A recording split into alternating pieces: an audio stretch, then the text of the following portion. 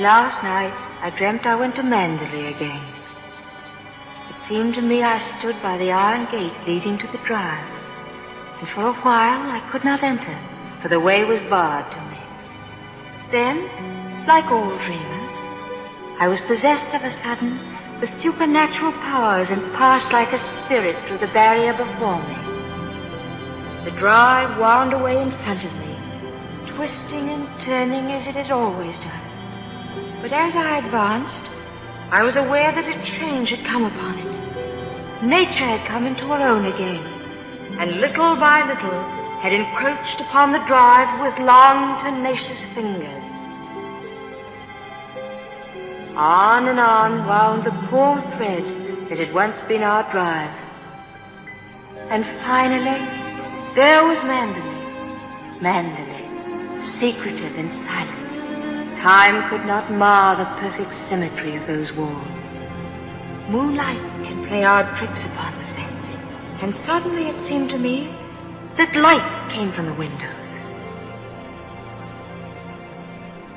And then a cloud came upon the moon and hovered an instant like a dark hand before a face. The illusion went with it. I looked upon a desolate shell, with no whisper of the past about its staring walls. We can never go back to Manderley again, that much is certain. But sometimes, in my dreams, I do go back to the strange days of my life, which began for me in the south of France.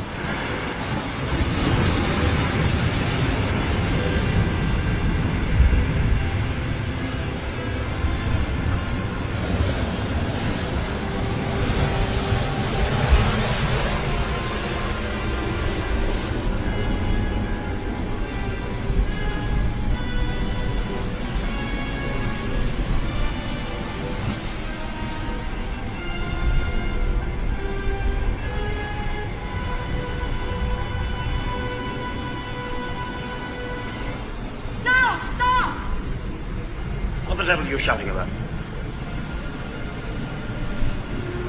Who are you? What are you staring at? I'm sorry, I didn't mean to stare, but I only thought... Oh, you did you? Well, what are you doing here?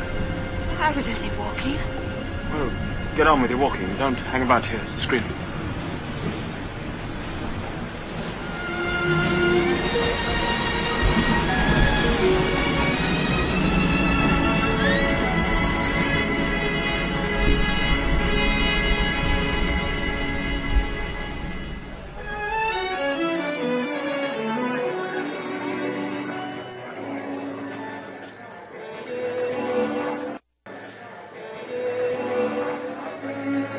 I'll never come to Monte Carlo out of season again. Not a single well-known personality in the hotel. Stone cold. Waiter, garçon, call him. Tell him to get me some... Why, it's Max de Winter. How do you do?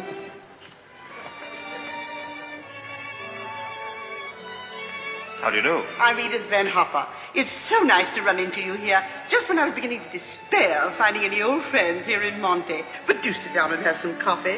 Mr. de Winter's having some coffee with me. Go and ask the stupid waiter for another cup. I'm afraid I must contradict you. You shall both have coffee with me. Garçon, give me some coffee, please. Cigarette? No, thank you. You know, I recognized you just as soon as you came in, though I haven't seen you since that night at the casino at Palm Beach. Perhaps you don't remember an old woman like me. Are you playing the tables much here at Monte? No, I'm afraid that sort of thing ceased to amuse me years ago. I can well understand that. As for me, if I had a home like Manderley, I should certainly never come to Monte. I hear it's one of the biggest places in that part of the country, and you just can't beat it for beauty. What do you think of Monte Carlo? Or don't you think of it at all? Oh, well, I think it's rather artificial. She's spoiled, Mr. de Winter. That's her trouble. Most girls will give their eyes for a chance to see Monte. Wouldn't that rather defeat the purpose? Now that we've found each other again, I hope I shall see something of you. You must come and have a drink in my suite. I hope they've given you a good room. The place is empty, so if you're uncomfortable, mind you make a fuss. Your valet is unpacked for you, I suppose. I'm afraid I don't possess one. Perhaps you'd like to do it for me. Well, I hardly think... perhaps you could make yourself useful to Mr. de Winter if he wants anything done. You're a capable child in many ways. That's a charming suggestion, but I'm afraid I cling to the old motto. He travels fastest who travels alone. Perhaps you've not heard of it. Good night.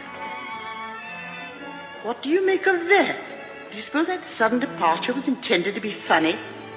Come, don't sit there gawking. Let's go upstairs. Have you got the key? Yes, Mrs. Van Hopper. I remember when I was younger, there was a well-known writer who used to dart down the back way whenever he saw me coming. I suppose he was in love with me and wasn't quite sure of himself. Well, c'est la vie. By the way, my dear, don't think that I mean to be unkind, but you were just a teeny-weeny bit forward with Mr. de Winter. Your effort to enter the conversation quite embarrassed me, and I'm sure it did him. Men loathe that sort of thing. Oh, come, don't sulk. After all, I am responsible for your behavior here. Perhaps he didn't notice it. Poor thing. I suppose he just can't get over his wife's death. They say he simply adored her.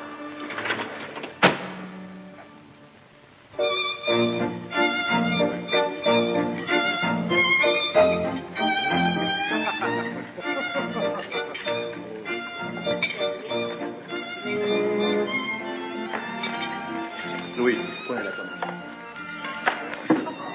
How awkward, isn't it? Oh, what a stupid thing to do. Oh, I'm so sorry. Please don't bother. It doesn't really matter. Oh, leave that. Go and lay another place at my table. Mademoiselle will have lunch with me. Oh, but I couldn't possibly. Why not? Oh, well, please don't be polite. It's very kind of you, but I'll be all right if they just change the cloth. I wasn't being polite. I should have asked you to have lunch with me, even if we hadn't upset the vase so clumsily. Come along. We needn't talk to each other if we don't feel like it. Well, thank you very much.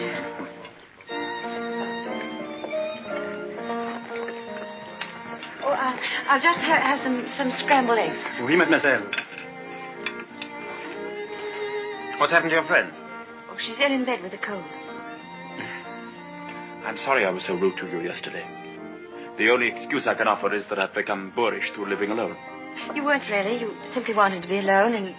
Tell me, is Mrs. Van Hopper a friend of yours or just a relation? No, she's my employer. I'm what is known as a paid companion. I didn't know companionship could be bought. I looked up the word companion in the dictionary once. It said, a friend of the bosom. I don't envy you the privilege. Well, she's very kind, really, and I have to earn my living. Haven't you any family? No, my mother died years and years ago, and then there was only my father, and he died last summer. And then I took this job. How rotten for you. Yes, it was rather, because, you see, we got on so well together. You and your father? Yes, he was a lovely person, very unusual. What was he? A painter. Ah, was he a good one? Well, I thought so, but people didn't understand him. Yes, that's often the trouble. He painted trees. At least, it was one tree. You mean he painted the same tree over and over again? Yes, you see, he had a theory that if you should find one perfect thing or place or person, you should stick to it. Do you think that's very silly? Not at all. I'm a firm believer in that myself. And what did you find to do with yourself while he was painting his tree? Well, I sat with him and I sketched a little. I don't do it very well, though. Oh, you're going sketching this afternoon? Yes. Where? Oh, I haven't made up my mind. I'll drive you somewhere in the car. Oh, no, please, I didn't mean... Oh, nonsense. Finish up that mess and we'll get along. Thank you, it's very kind of you, but I'm not very hungry. Oh, come on, eat it up like a good girl.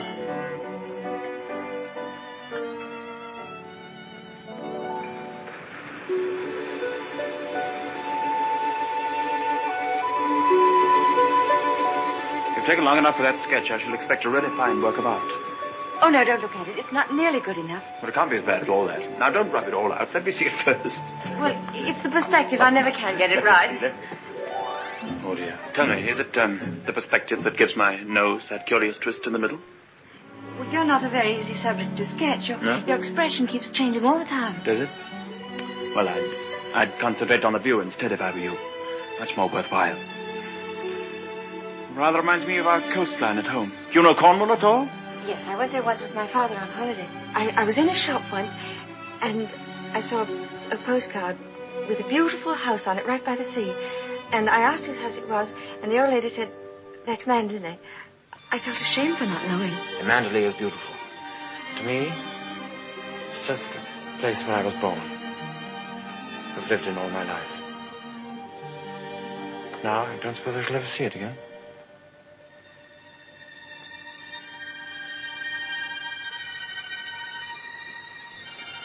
We're lucky not to be home during the bad weather, aren't we? I can't ever remember enjoying swimming in England till June, can you? The water's so warm here that I could stay in all day. There's a dangerous undertow, and there's a man drowned here last year. I never have any fear of drowning, have you?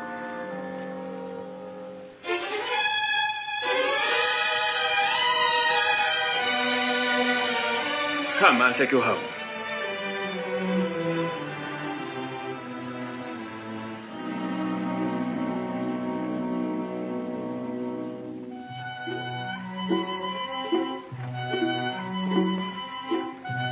Oh, yes. I know Mr. De Winter well. I knew his wife, too. Before she married, she was the beautiful Rebecca Hildreth, you know.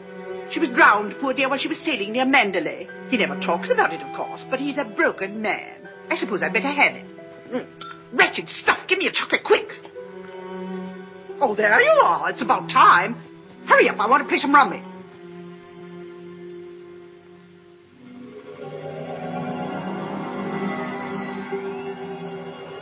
She was the beautiful Rebecca Hildreth, you know. They say he simply adored her. She was the beautiful Rebecca Hildreth, you know. I suppose he just can't get over his wife's death. She was the beautiful Rebecca Hildreth, you know. But he's a broken man. What's up? Well, where are you going? Oh, I thought I'd take a tennis lesson. Oh, I see. I suppose you've had a look at the pro, and he's desperately handsome, and you've conceived a schoolgirl crush on him. All right, go ahead and make the most of it. Off duty? Oh, yes, Mrs. Van Hopper's cold's turned into flu, so she's going to train nurse. I'm sorry for the nurse. You keen on tennis? No, not particularly. That's good. We'll go for a drive.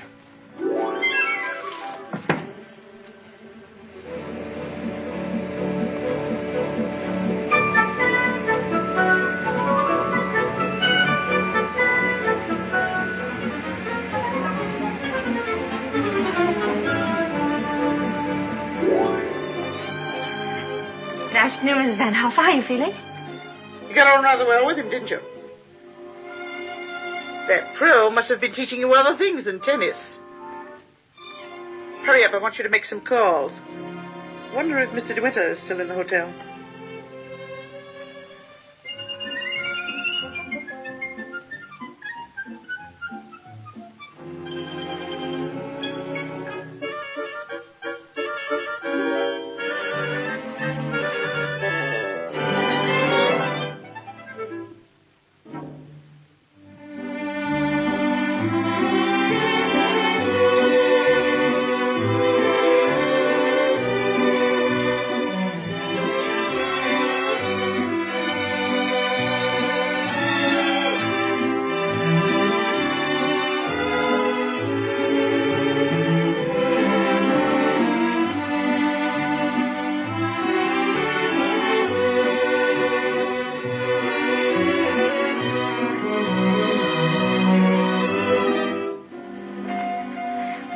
sure now. For the number of lessons you've had, you ought to be ready for Wimbledon. But this will be your last, so make the most of it. Trouble is, with me laid up like this, you haven't had enough to do. But I'm getting rid of that nurse today, and from now on, you'll stick to your job. Yes, Miss Van Harper. Nurse? Yes, Miss Van Harper? Are you absolutely sure you left those messages for Mr. De Winter? Why, yes, madame. I simply can't believe it. He would most certainly have called me back. Oh, well, poor boy. I simply hate to see him so alone.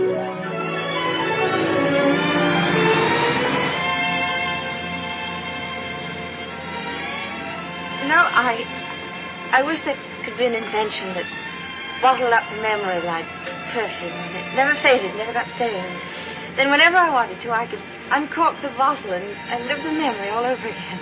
And what particular moment in your young life would you want to keep? Oh, all of them. All these last few days. I feel as though I'd collected a whole shelf full of bottles. Sometimes, you know, those little bottles contain demons that have a way of popping out at you just as you're trying most desperately to forget.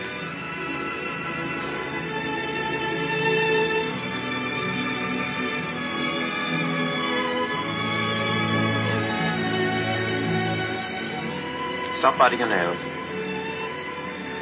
Oh, I wish I were a woman of 36, dressed in black satin with a string of pearls. You wouldn't be here with me if you were. Would you please tell me, Mr. De Winter, why you asked me to come out with you? Well, it's obvious that you want to be kind, but why do you choose me for your charity?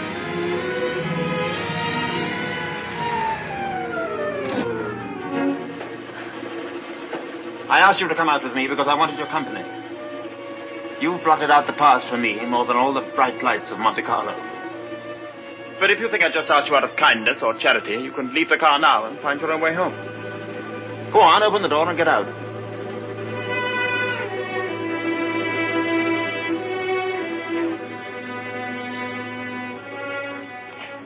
Care to blow your nose?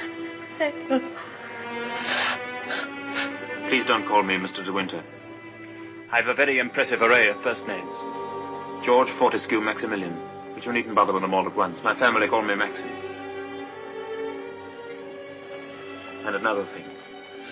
Please promise me never to wear black satin or pearls. Or to be 36 years old. Yes, Maxim.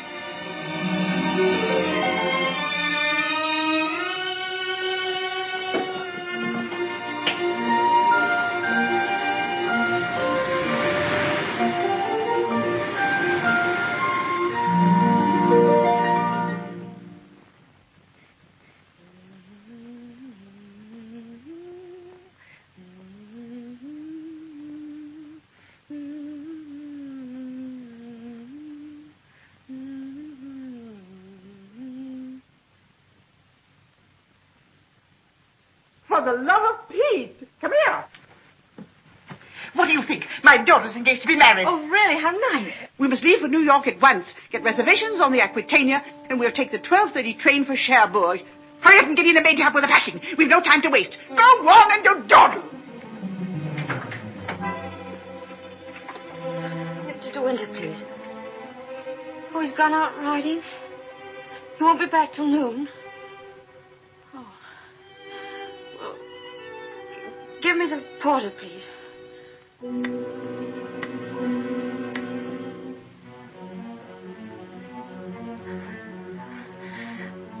I'll go and see if there's anything left in my room.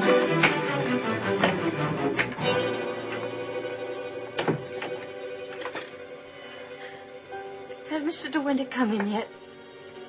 Oh, he has. Would you connect me, please?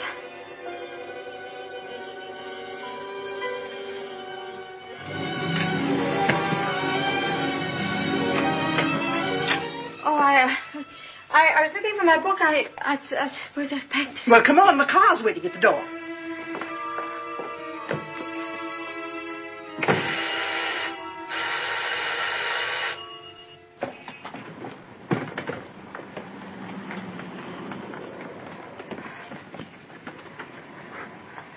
I'd like to leave a forwarding address if they happen to find that book. Would you ring Mr. De Winter, please? Yes, madame. 182.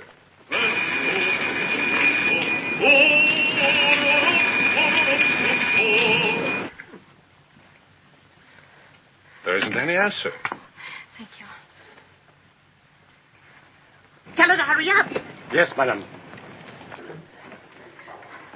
I was looking for Mr. De Winter. Mr. De Winter just ordered breakfast in his room, mademoiselle.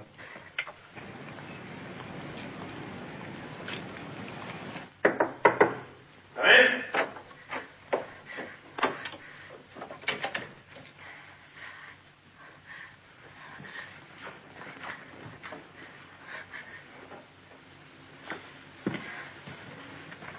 Hello. What are you doing here? Anything the matter? I've come to say goodbye. We're going away. What on earth are you talking about? It's true, we're going now, and I was afraid I wouldn't see you again.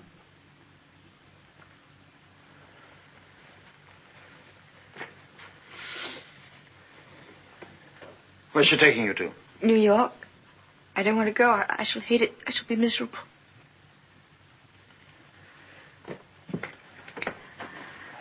I'll dress in here. I shan't be long. Which would you prefer? New York or Manderley? Oh, please don't joke about it. Mrs. Van Hopper's waiting, and I'd better say goodbye now. I repeat what I said. Either you go to America with Mrs. Van Hopper, or you come home to Manderley with me. You mean you want a secretary or something? I'm asking you to marry me, you little fool.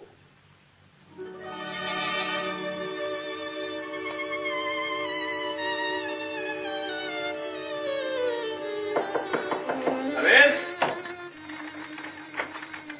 Is that my food? I'm famished. I didn't have any breakfast.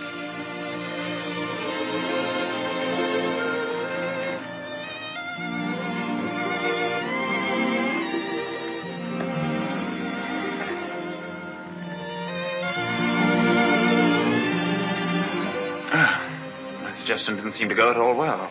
Sorry. Oh, but you don't understand. It's that I'm not the sort of person men marry. What on earth do you mean? I don't belong in your sort of world, for one thing. Well, what is my sort of world? Oh, well, Manderley, you know what I mean. Well, I'm the best judge of whether you belong there or not. Of course, if you don't love me, that's a different thing. Fine blow to my conceit, that's all. Oh, I do love you. I love you most dreadfully. I've been crying all morning because I thought I'd never see you again.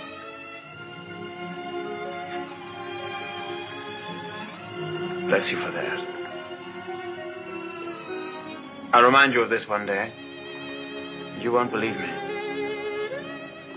It's a pity you have to grow up. Oh, now that's settled. You may pour me out some coffee. 2 lumps of sugar and some milk, please. Same with my tea, don't forget. Who's going to break the news to Mrs. Van Hopper? Shall you or shall I? Oh, you tell her. She'll be so angry. What's the number of her room? Oh, she's not there. She's downstairs in the car. Hello? Give me the date, please. Hello? You'll find Mrs. Van Hopper waiting outside in the car. Would you ask her with my compliments if she'd very kindly come up and see me in my room? Yes, in my room. Mr. De Winter says, please, for you to come up to his room. Mr. De Winter? Why, certainly.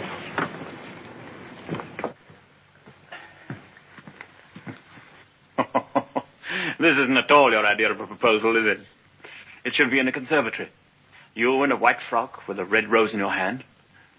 And a violin playing in the distance. And I should be making violent love to you behind a palm tree. Poor darling. Never mind. Oh, I don't mind. Don't worry, don't worry. You won't have to say a word. I'm so glad you called me, Mr. De Winter. I was making a hasty departure. It was so rude of me not to let you know. But a cable came this morning announcing that my daughter is engaged to be married. That's rather a coincidence, Mrs. Van Hopper. I asked you up here in order to tell you of my engagement. You don't mean it? Oh, how perfectly wonderful. How romantic. Who is the lucky lady? I apologize for depriving you of your companion in this abrupt way. I do hope it won't inconvenience you too greatly. When did all this happen? Just now, Mrs. Van Hopper. Just a few minutes ago. I simply can't believe it. And I suppose I ought to scold you for not having breathed a word of all of this to me. What am I thinking of? I shall give you both my congratulations and my blessings. I'm very happy for you both. When and where is the wedding to be? Here, as soon as possible. A whirlwind romance. Splendid. I could easily postpone my sailing for a week. This poor child has no mother, so I shall take responsibility for all the arrangements. Trousseau, reception, and everything, and I'll give the bride away. My luggage. Go down and tell the porter to take everything out of the car. Just a minute. We're most grateful, Mrs. Van Hopper, but I think we'd both prefer to have it all as quiet as possible. And I couldn't possibly allow you to change your sailing plans. Oh, but... No. Dear, I'll go down and see that your luggage is brought back. Thank you, Max. So this is what's been happening during my illness. Tennis lessons, my foot. I suppose I have to hand it to you for a fast worker. How did you manage it? Still waters certainly run deep. Tell me, have you been doing anything you shouldn't? I don't know what you mean. Oh, well, never mind. I always did say that Englishmen have strange tastes. But you certainly have your work cut out as mistress of Manderley. To be perfectly frank with you, my dear, I can't see you doing it. You haven't the experience. You haven't the faintest idea of what it means to be a great lady. Of course, you know why he's marrying you, don't you? You haven't flattered yourself that he's in love with you. Fact is, that empty house got on his nerves to such an extent, he nearly went off his head. He just couldn't go on living alone. You better leave, Mrs. Van Hopper. You'll miss your train.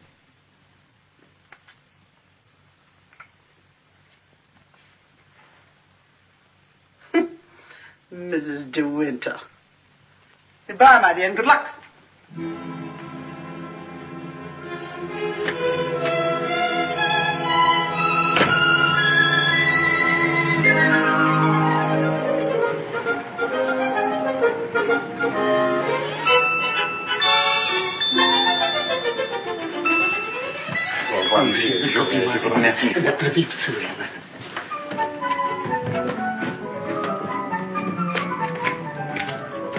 Monsieur, vous avez oublié votre carnet de mariage. Oh, he says I've forgotten the proof that we're married. Oh, good heavens.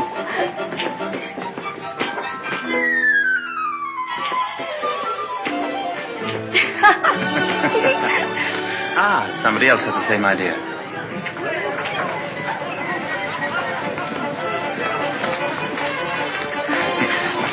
Isn't she sweet? Yes. You'd have liked a bridal veil, wouldn't you? Or at least...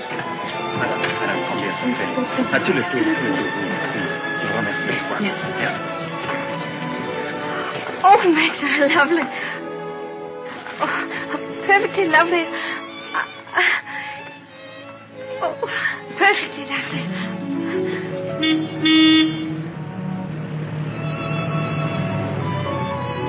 Welcome home, Mr. De Winter. Thank you, Smith.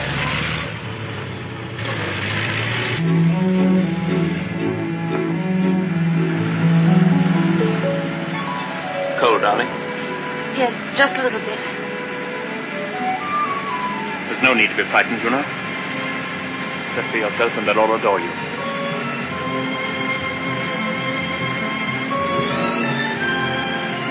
You don't have to worry about the house at all. Mrs. Danvers is the housekeeper. Just leave it to her.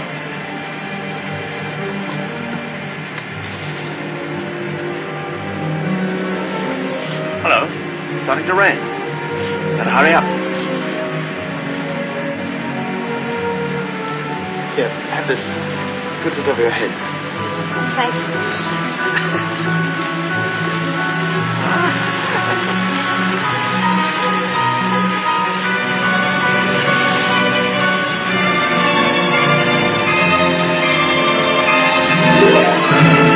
That's it.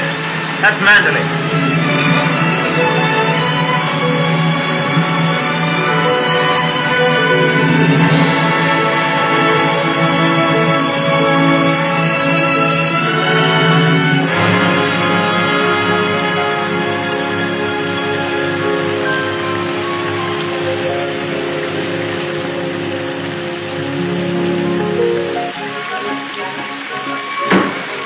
Here we are, Fritz. Everybody well? Yes, thank you, sir. We're glad to see you home, sir. This is Mrs. De Winter, Fritz. How do you do?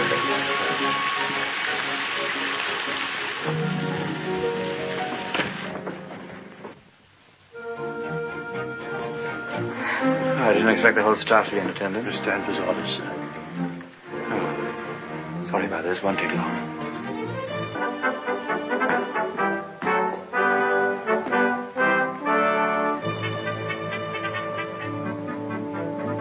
This is Mrs. Danvers. How do you do? How do you do? I have everything in readiness for you. That's very good of you. I didn't expect anything.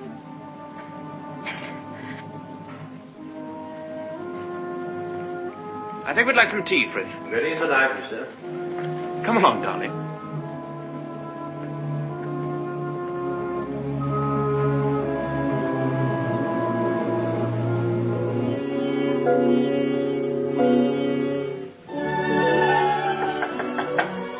Oh, Maxim, come in. Oh, good evening, Mrs. Danvers. Good evening, madam.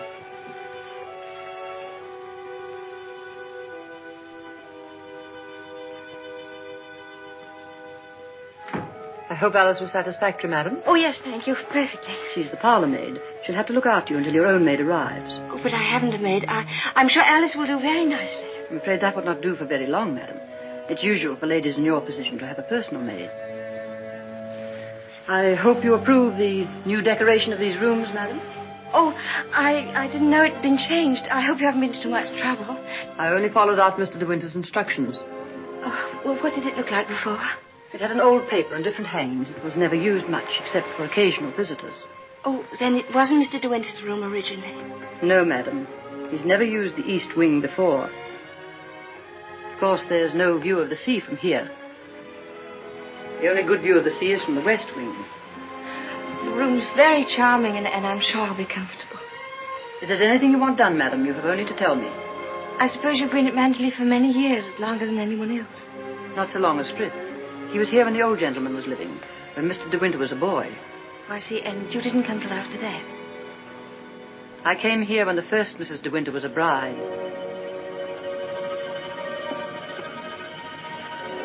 Mrs. Danvers, I do hope we'll be friends. You must be patient with me. This sort of life is new to me, and I do want to make a success of it and make Mr. De Winter happy, so I know I can leave all the household arrangements to you. Very well. I hope I shall do everything to your satisfaction, madam. I've managed the house since Mrs. De Winter's death, and Mr. De Winter has never complained.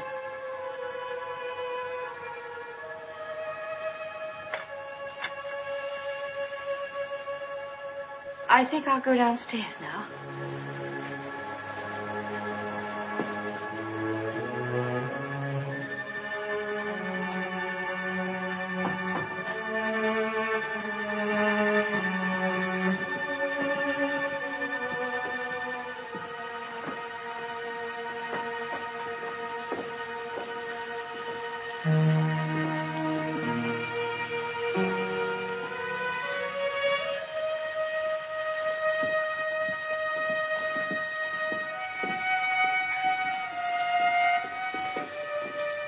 That room in the west wing I was telling you about is there through that door.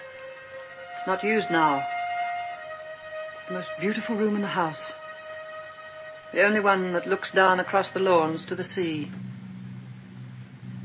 It was Mrs. De Winter's room.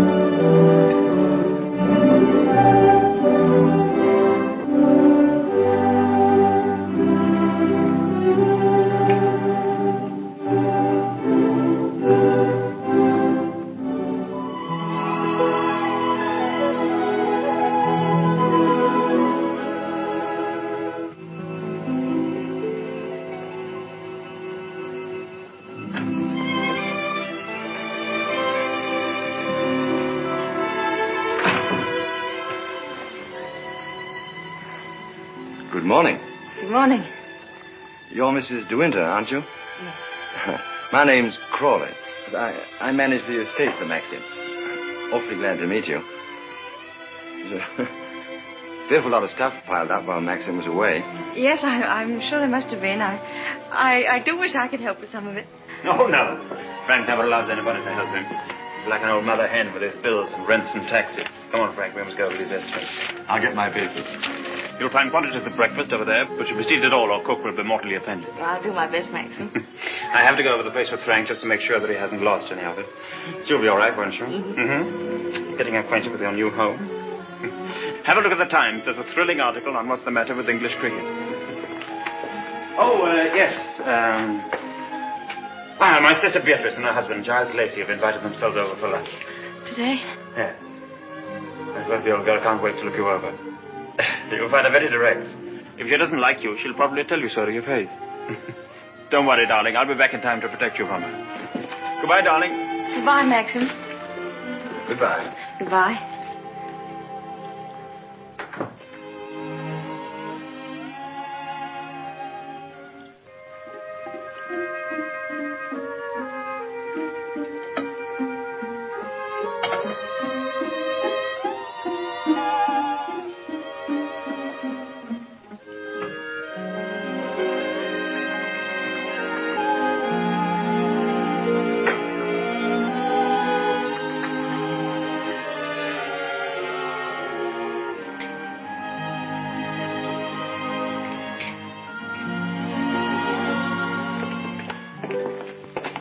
Morning, madam. Good morning, Frith.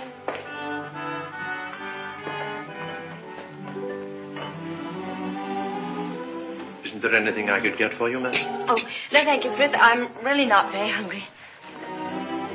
Thank you. The paper, madam. Oh, yes, thank you, Frith.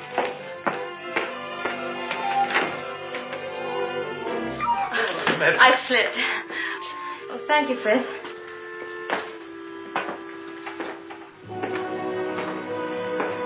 It's big, isn't it? Yes, madam. Manderley is a big place. This was the banquet hall in the old days. It is still used on great occasions, such as a big dinner or a ball. And the public is admitted here, you know, once a week. That's nice.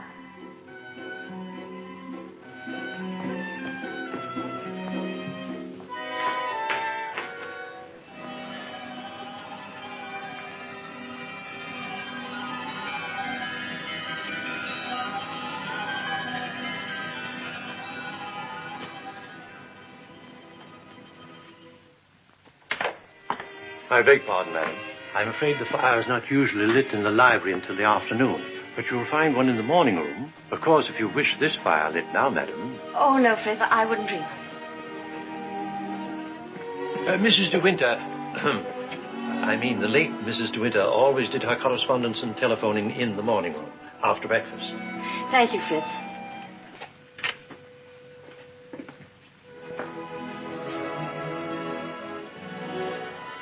Is anything wrong, madam? Oh, no. Which way is the morning room? Oh, it's that door there, on the left. Oh, yes, thank you.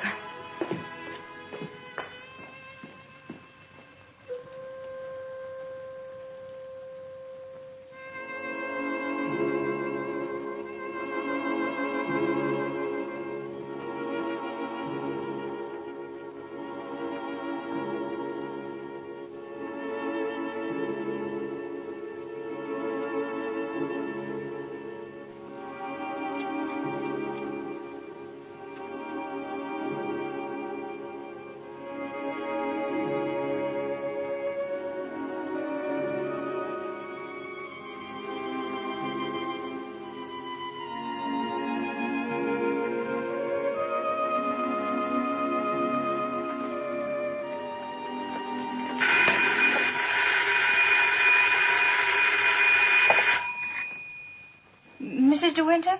Oh, I'm afraid you've made a mistake. Mrs. De Winter's been dead for over a year. Oh, I mean... Oh, that was the house telephone, madam. Probably the head gardener wishing instructions. Did you want to see me, Mrs. Danvers? Mr. de Winter informed me that his sister, Mrs. Lacey, and Major Lacey are expected for luncheon. I'd like to know if you approve of the menu. Oh, well, I'm sure it's very suitable, very nice indeed. You'll notice, madam, that I've left a blank space for the sauce. Mrs. de Winter was most particular about sauces. Let's have whatever you think that Mrs. de Winter would have ordered. Thank you, madam. When you've finished your letters, Robert will take them to the post. My letters? Oh, yes, of course. Thank you, Mrs. Danvers.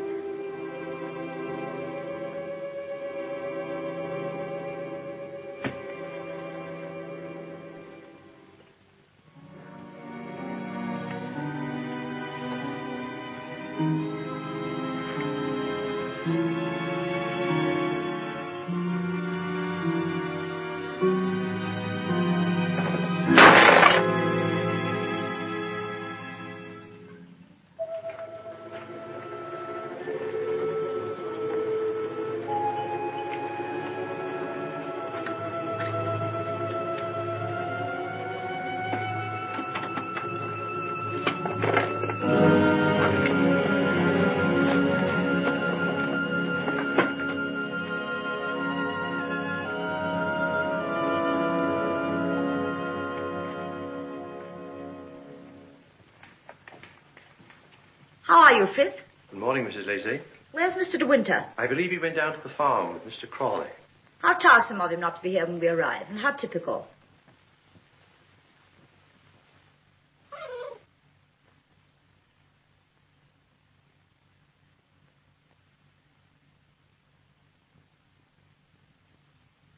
I must say old Danvers keeps the house looking lovely. She certainly learnt that trick of arranging flowers from Rebecca. I wonder how she likes it now, being ordered about by an ex-chorus girl. Now, where on earth did you get the idea she's an ex-chorus girl? He picked her up in the south of France, didn't he? What if he did? Well, I mean to say, there you are.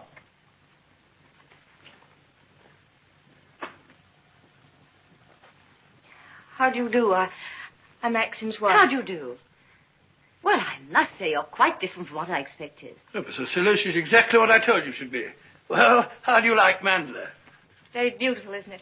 And how do you get along with Mrs. Danvers? Well, I've never met anyone quite like her before. You mean she scares you? She's not exactly an oil painting, is she? Giles, you're very much in the way here. Go somewhere else. Well, I'll try and find Maxim, shall I? Giles? I didn't mean to say anything against Mrs. Danvers. Oh, there's no need for you to be frightened of her. But I shouldn't have any more to do with her than you can help. Shall we sit down? Oh, yes, please. You see, she's bound to be insanely jealous at first. And she must resent you bitterly. Why should she? Don't you know? I should have thought Maxim would have told you. She simply adored Rebecca.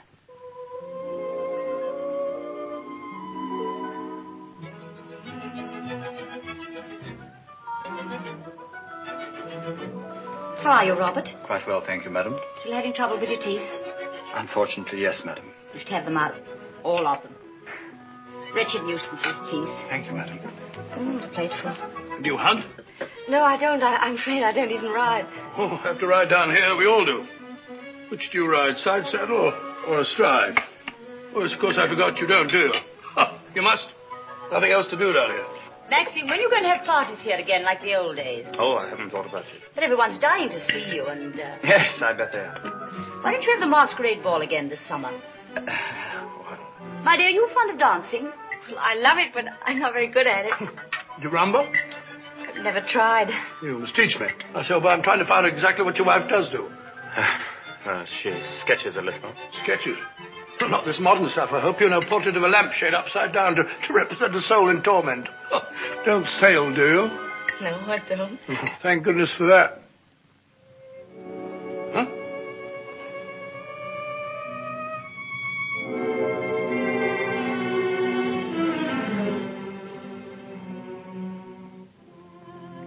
You're very much in love with Maxim, aren't you?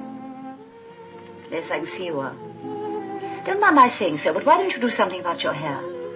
Why don't you have it cut or sweep it back behind your ears? Oh, no, that's worse.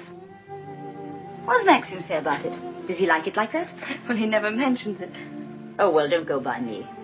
I can see by the way you dress you don't care a hoot how you look. But I wonder Maxim hasn't been at you. He's so particular about clothes. I don't think he ever notices what I wear. Oh, well, he must have changed a lot then. You mustn't worry about old Maxim and his moods. One never knows what goes on in that quiet mind of his. Often he gets into a terrible rage. And when he does... But I don't suppose he'll lose his temper with you. You seem such a placid little thing. Come on, old girl. We've got to be on the first tee at 3 o'clock. All right, I'm coming. Oh, goodbye, Maxim, old boy. Goodbye, Giles. Thanks for coming, old boy. Goodbye, my dear. Forgive me for asking you so many rude questions. We both really hope you'll be very happy. Thank you, Beatrice. Thank you very much. And I must congratulate you upon the way Maxim looks. We were very worried about him this time last year. But then, of course, you know the whole story. Goodbye, Beatrice. Goodbye, old boy.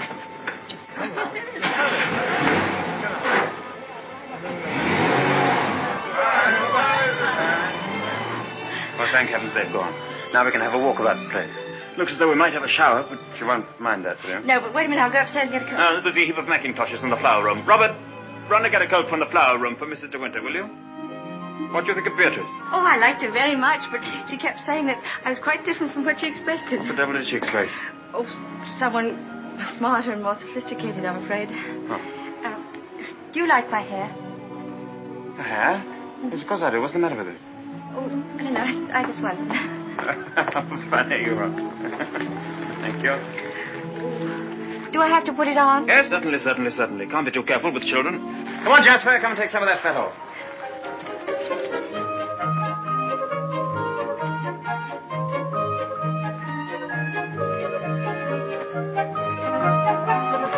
Jasper! Here, not that way. Come here. Where does that lead to? Oh, it leads to a little cove where we used to keep a boat. Oh, let's go down there. Well, no, it's perfectly dull, uninteresting stretch of sand, just like any other. Oh, please. Well, all right, we'll walk down and take a look if you really want to.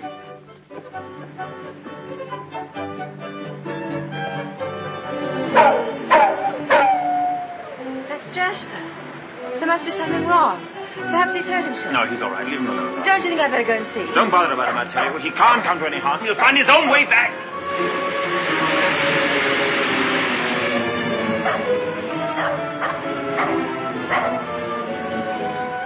Jasper! Jasper! Oh, there you are.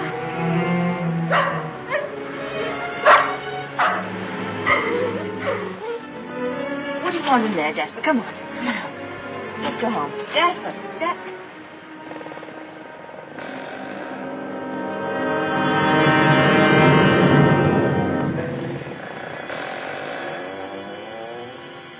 Oh. I didn't know that there was anybody. I know that dog. He comes for the house. He ain't yours. No, he's Mr. De Winter's dog. Have you anything I could tie him with?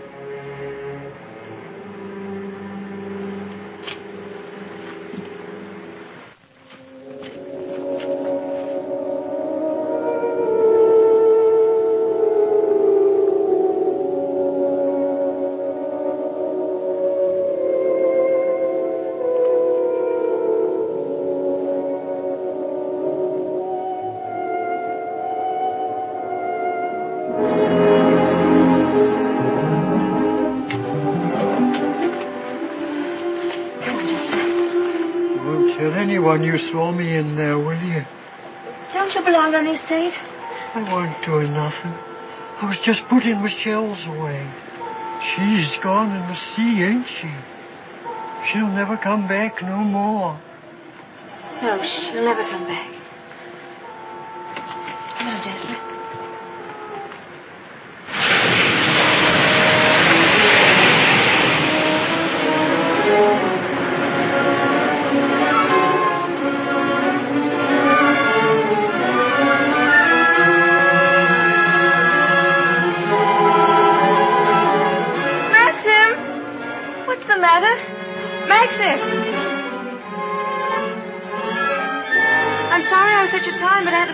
Jasper. Hurry up, Jasper, for heaven's sake. Please wait for me. Maxim, what is it? You look so angry. You know I didn't want you to go there, but you deliberately went. Why not? There was only a cottage down there and a strange man who was... You didn't go into the cottage, did you? Yes, the door... Well, don't go there again, do you hear? Why not? Because I hate the place, and if you had my memories, you wouldn't go there or talk about it or even think about it. What's the matter? Oh, I'm sorry, please. We should have stayed away. We should never have come back to Manderley. Oh, what a fool I was. I made you unhappy. Somehow I've hurt you. Oh, I can't bear to see you like this. Because I love you so much. Do you? Do you? Ah, I've made you cry. Forgive me. I sometimes seem to fly off the handle for no reason at all. Don't I? Come. We go home and have some tea and forget all about it. Yes, let's forget all about it. Here, let me have Jasper.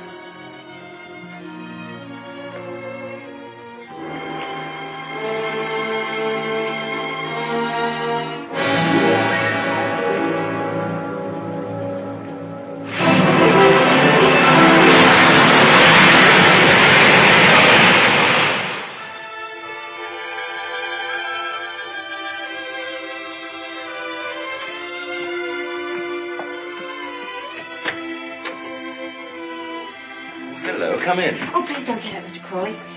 I was just wondering if you meant what you said the other day about showing me the run of things. Of course I did. What are you doing now? Notifying all the tenants in the celebration of Maxim's return with his bride, this week's rent will be free. Oh, was that Maxim's idea? Oh, yes. All the servants get an extra week's wages, too. Oh, he didn't tell me. Can't I help you? I could at least take the stamps. Well, that's terribly nice of you. Won't you sit down? Oh, yes, thank you.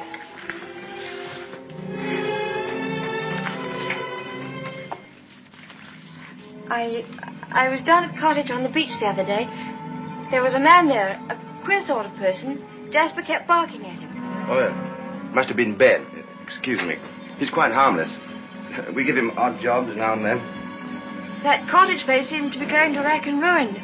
Why isn't something done about it? Well, I think if Maxim wanted anything done about it, he'd tell me. Are those all Rebecca's things down there? Yes. Yes, they are. What did she use the cottage for? The boat used to be moored near there. What boat? What happened to it? Was that the boat she was sailing in when she was drowned? Yes. Capsized and sank. She was washed overboard. Wasn't she afraid to go out like that alone? She wasn't afraid of anything. Where did they find her?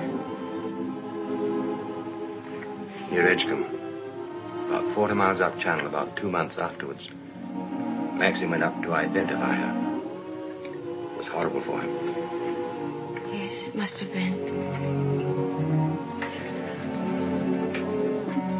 Mr. Crawley, please don't think me morbidly curious. It isn't that. It's just that I feel at such a disadvantage. All the time, whenever I meet anyone, Maxim's sister or even the servants, I know they're all thinking the same thing.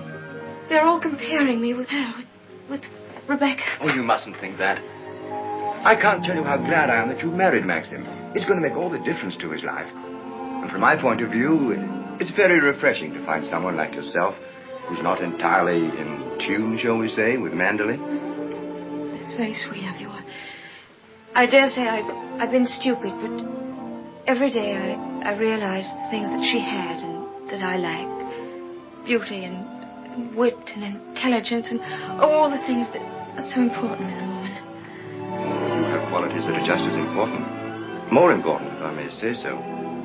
Kindness and sincerity and, if you'll forgive me, modesty mean more to a husband than all the wit and beauty in the world. We none of us want to live in the past. Maxim least of all. It's up to you, you know, to lead us away from it. I promise you I won't bring this up again, but before we end this conversation, would you answer just one more question? If it's something I'm able to answer, I'll do my best. Tell me, what was Rebecca really like?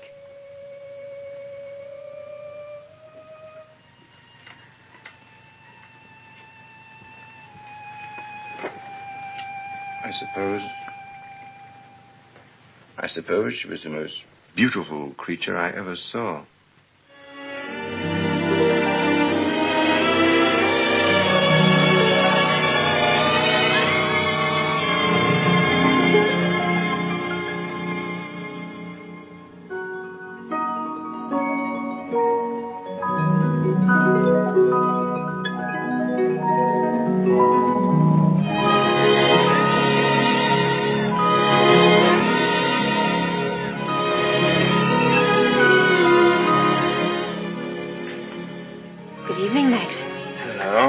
Of the honeymoon have arrived at last. Do we time, do you think, before dinner?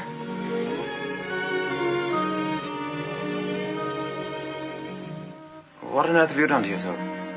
Oh, nothing. I just ordered a new dress from London. I hope you don't mind. Oh, no. Well, do you think there's something's right for you? It doesn't seem your type at all. Oh, I thought you'd like it. And what have you done to your hair? Oh, I see. Oh, dear, oh, dear, oh, dear. I'm sorry. You look lovely, lovely. It's very nice for a change. Shall we see these pictures? Yes, I'd love to see them.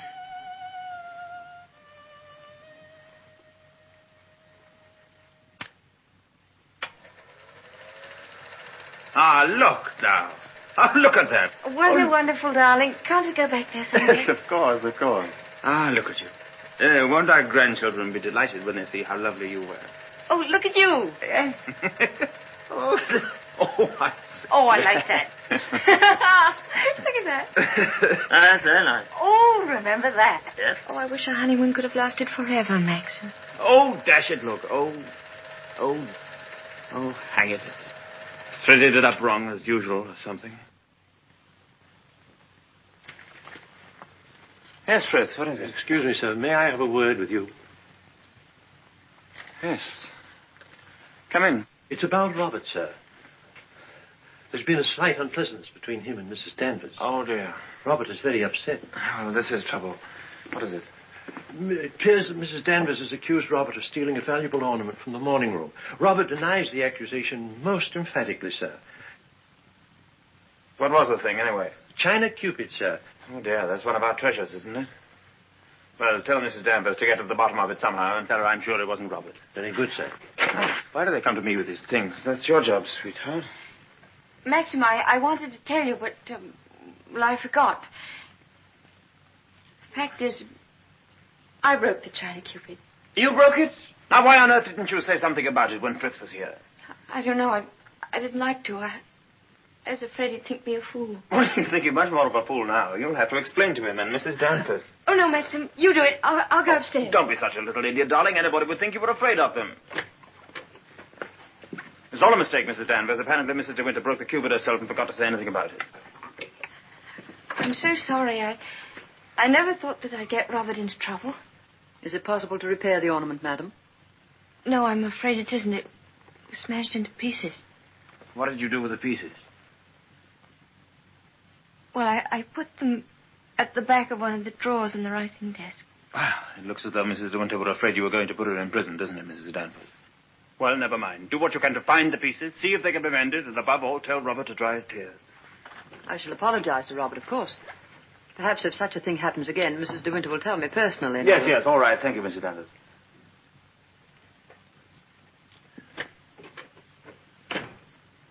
Well, I suppose that clip will hold all right. I don't know.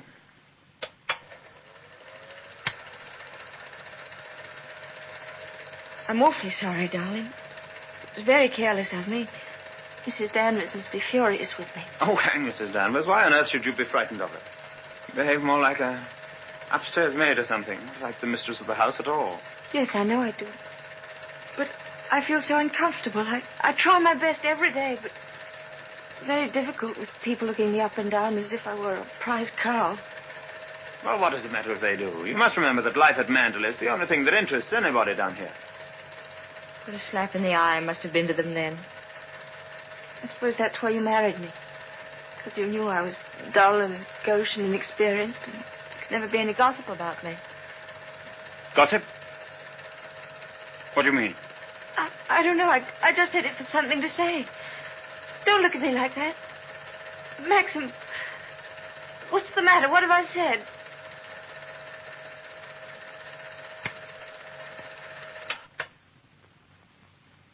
Wasn't a very attractive thing to say, was it? No. It was rude, hateful.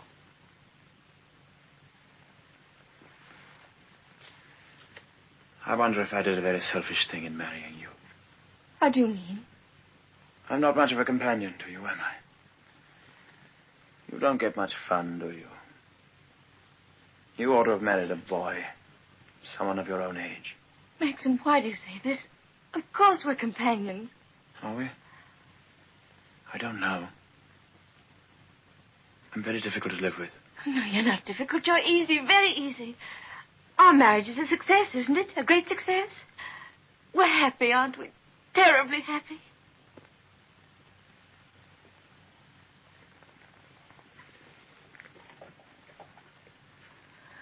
If you don't think we are happy, it would be much better if you didn't pretend. I'll go away.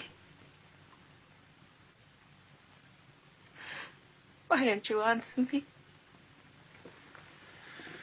How can I answer you when I don't know the answer myself? If you say we're happy, let's leave it at that. Happiness is something I know nothing about.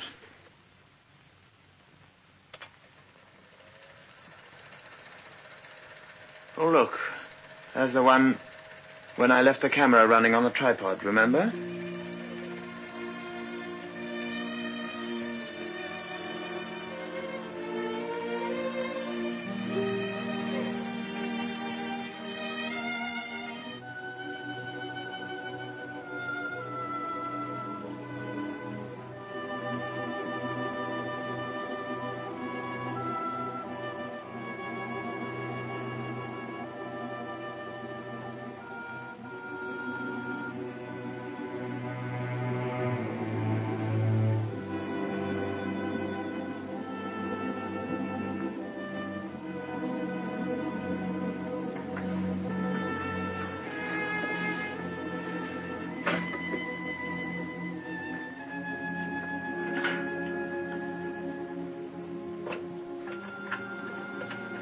Pardon me, madam. Is there anything I can do for you? Yes, I'm all right, Hilda. Thank you very much. I'll bring the sandwiches immediately, madam.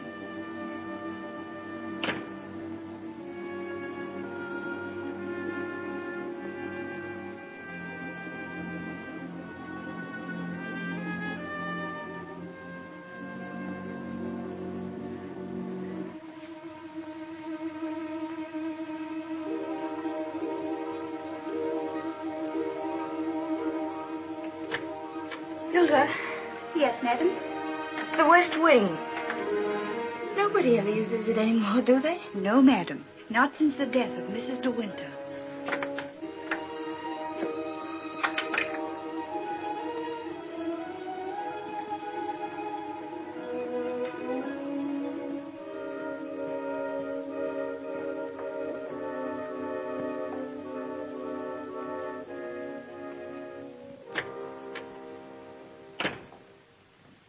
Come along, Mr. Jack, or someone may see you.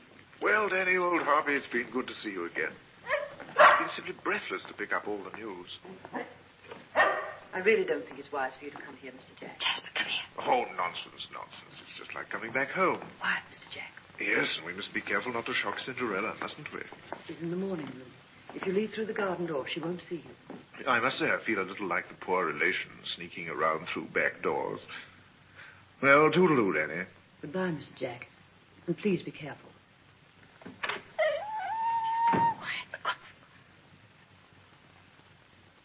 Looking for me? Oh, I didn't make you jump, did I? No, of course not. I didn't quite know who it was. Yes. You're pleased to see me, aren't you, old boy? I'm glad there's someone in the family to welcome me back to Manderley. And, how is dear old Max? Very well, thank you. I hear he went up to London, left his little bride all alone. It's too bad. Isn't he rather afraid that somebody might come down and carry you off? Danny, All your precautions were in vain. The mistress of the house was hiding behind the door. Oh, what about presenting me to the bride? This is Mr. Favell, madam. How do you do? How do you do? Well, won't you have some tea or something? Well, now, isn't that a charming invitation? I've been asked to stay to tea, Danny, and I've a good mind to accept. Oh, well, perhaps you're right. Pity, just we're getting on so nicely. We mustn't lead the young bride astray, must we, Jasper? Goodbye. It's been fun meeting you. Oh, and by the way, it would be very decent of you if you didn't mention this little visit to your revered husband. He doesn't exactly approve of me. Very well. That's very sporting of you. I wish I had a young bride of 3 months waiting for me at home. I'm just a lonely old bachelor. Fare thee well. Oh, and I know what was wrong with that introduction. Danny didn't tell you, did she? I'm Rebecca's favorite cousin. Toodaloo.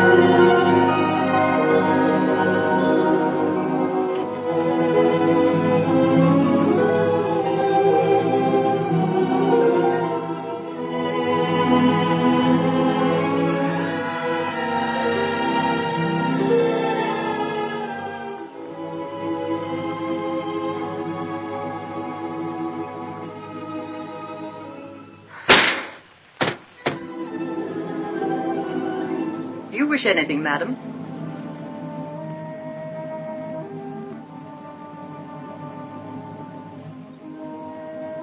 I didn't expect to see you, Mrs. Danvers. I noticed that the window wasn't closed, and I came up to see if I could fasten it. Why did you say that? I closed it before I left the room. You opened it yourself, didn't you? You've always wanted to see this room, haven't you, madam? Why did you never ask me to show it you? I was ready to show it you every day.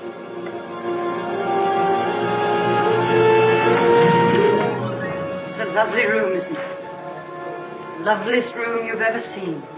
Everything is kept just as Mrs. de Winter liked it. Nothing has been altered since that last night.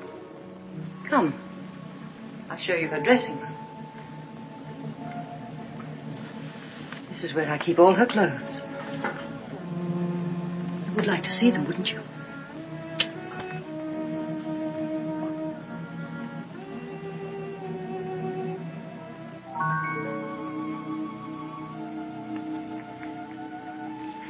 Feel this.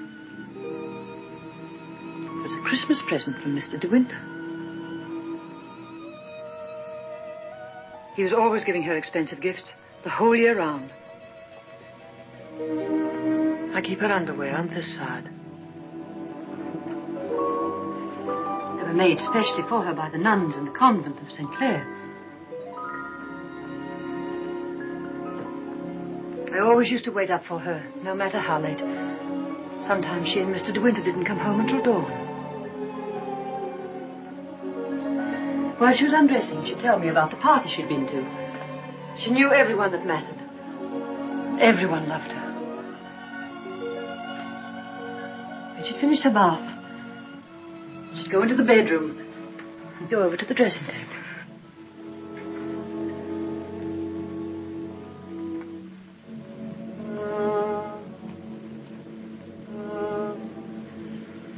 Oh, you've moved her brush, haven't you? There, that's better. Just as she always laid it down. Come on, Danny. Hair drill, she would say. I'd stand behind her like this and brush away for 20 minutes at a time. And then she would say, "Good night, Danny," and step into her bed.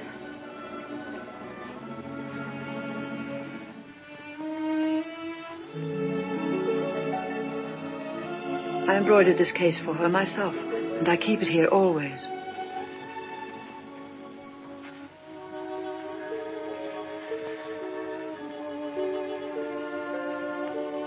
Did you ever see anything so delicate?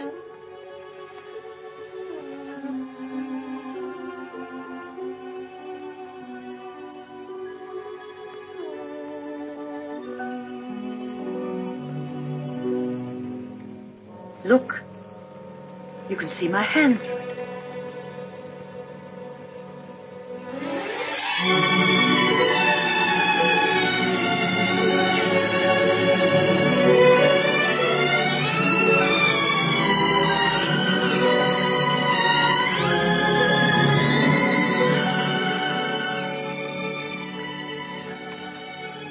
You wouldn't think she'd been gone so long, would you?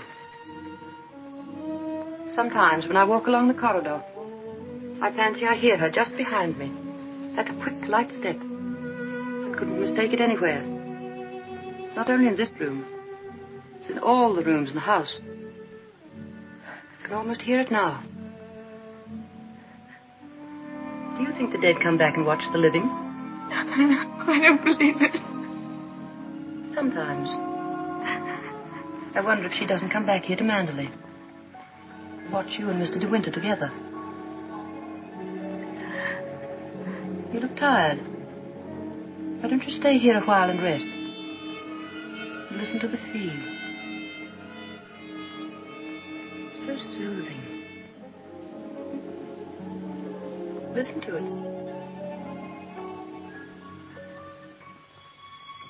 Listen. Listen to the sea.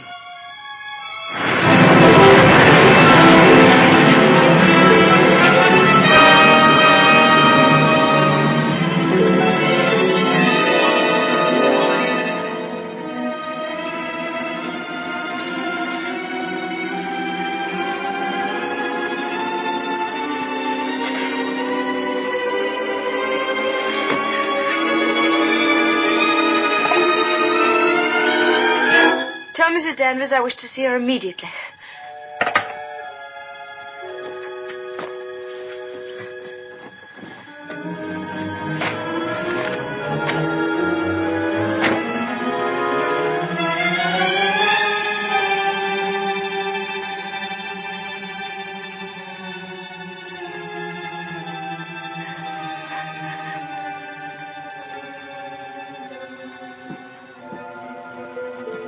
You sent for me, madam? Yes, Mrs. Danvers. I want you to get rid of all these things. These are Mrs. De Winter's things. I am Mrs. De Winter now. Very well, I'll give the instructions. Just a moment, please. Mrs. Danvers, I intend to say nothing to Mr. De Winter about Mr. Favel's visit. In fact, I prefer to forget everything that happened this afternoon.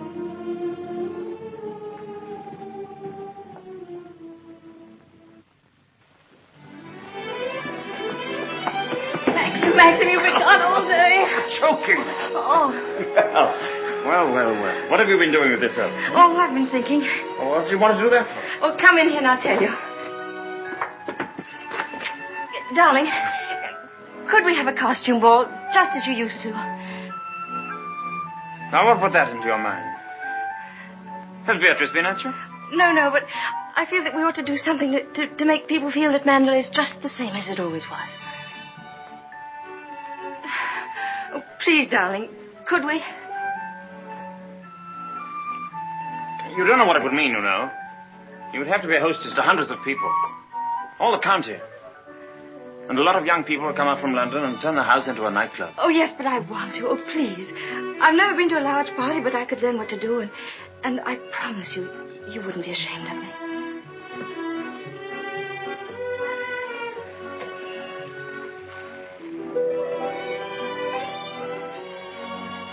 All right, if you think you'd enjoy it. You better get Mrs. Danvers to help you, hadn't you? No, I don't need Mrs. Danvers to help me. I can do it myself. All right, my sweet. Thank you, darling. Thank you. Well, what do you go as? Oh, I never dress up. That's the one privilege I claim as the host. What will you be, Alice in Wonderland with that ribbon around your hair? No, I won't tell you. I'll design a costume all by myself and give you the surprise of your life.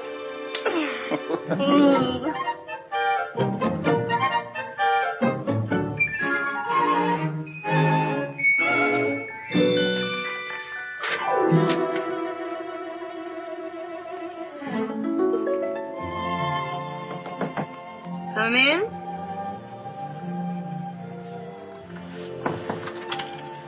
Robert found these sketches in the library, madam. Did you intend throwing them away? Yes, Mrs. Danvers, I did. They were just some ideas I was sketching for my costume for the ball. Hasn't Mr. De Winter suggested anything? No, I want to surprise him. I don't want him to know anything about it. I merely thought that you might find a costume among the family portraits that would suit you. Oh, you mean those at the top of the stairs? I'll go and look at them.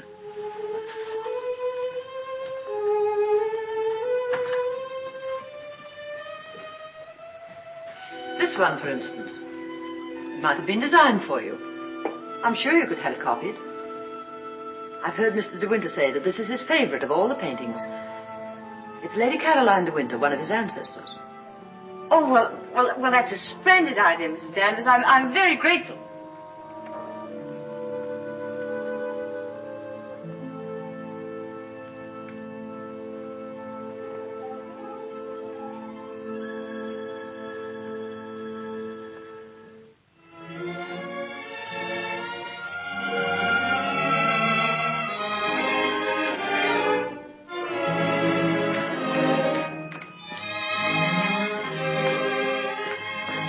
Everything under control, Frith? Yes, thank you. Excuse me, sir. Are you supposed to be a schoolmaster? Oh, no. This is just my old cap and gown. Certainly makes a very nice costume, sir. And economical, too. Yes, that was the idea.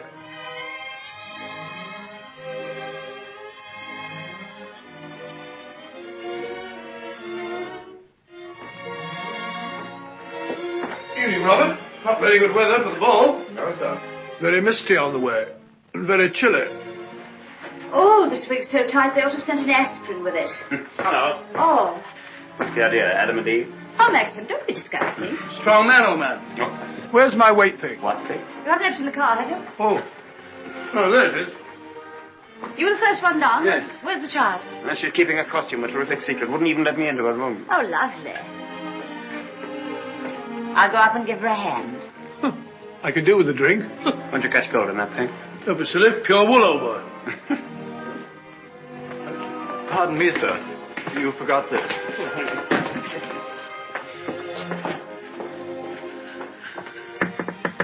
Here I am, dear. It's Bee. I've come to give you a hand. Oh, please don't come in, Beatrice. I don't want anyone to see my costume. Oh. Oh, well, you won't be long, will you? Because the first people will be arriving any moment.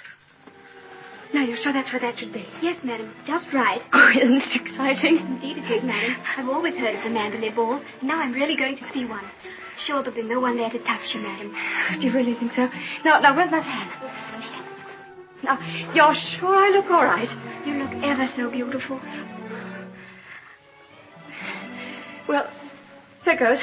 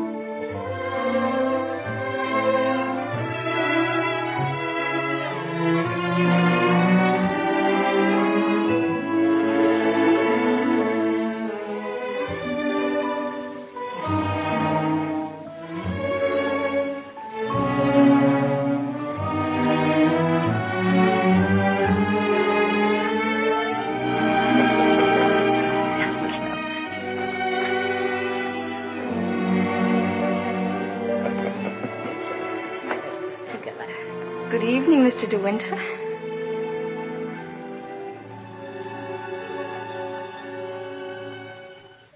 What the devil do you think you're doing? But it's the picture, the one in the gallery. What is it? What have I done? Don't take it off. Doesn't matter what you put on, anything will do. What are you standing there for? Didn't you hear what I said? Sir George and Lady Moore, Blood Lieutenant, Admiral and Lady Burbank.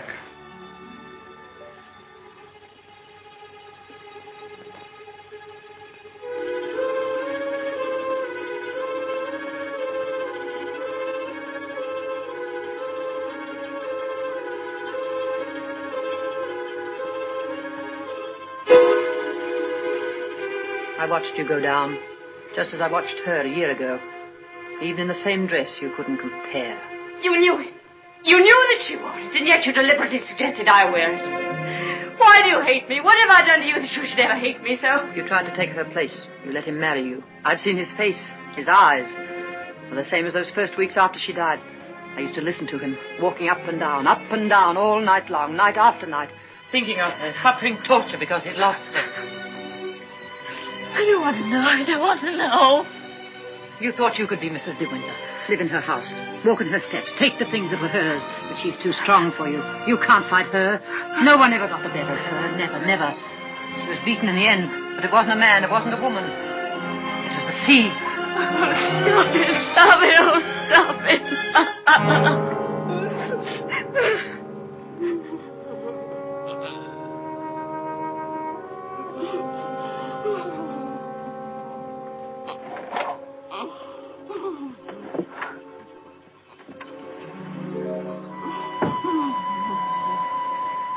You're overwrought, madam. I've opened a window for you. A little air will do you good.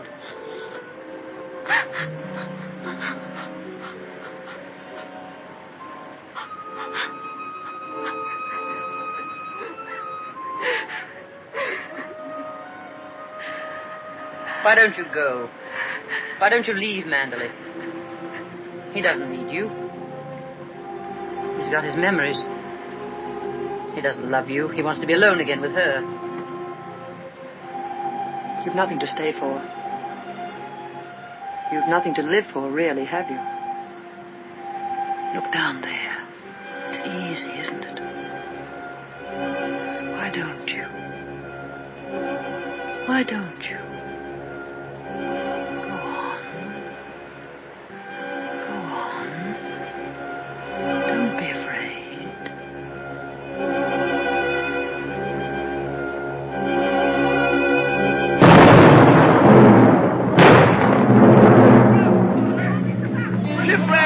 Ship on the rocks! Ship aground! Sending up jockey! Shipwreck! Come on, everybody! Down to the bay! Notify the Coast Guard! She's aground! Maxim! Maxim! Ship ashore! Come on, everybody! Come on! Maxim! Maxim!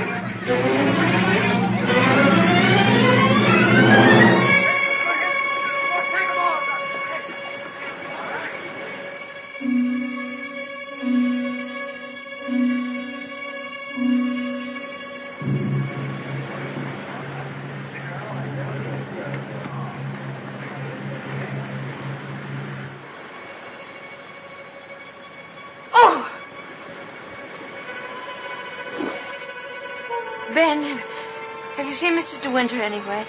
She won't come back, will she? You said so. Who, Ben? What do you mean?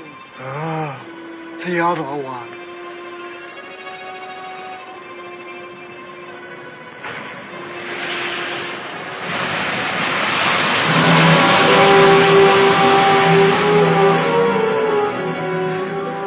Frank, have you seen Maxim anywhere? Not since about half an hour ago. I thought he'd gone up to the house. No, he hasn't been in the house at all, and I'm afraid something might have happened to him. Frank, what's the matter? Is anything wrong? There is something wrong.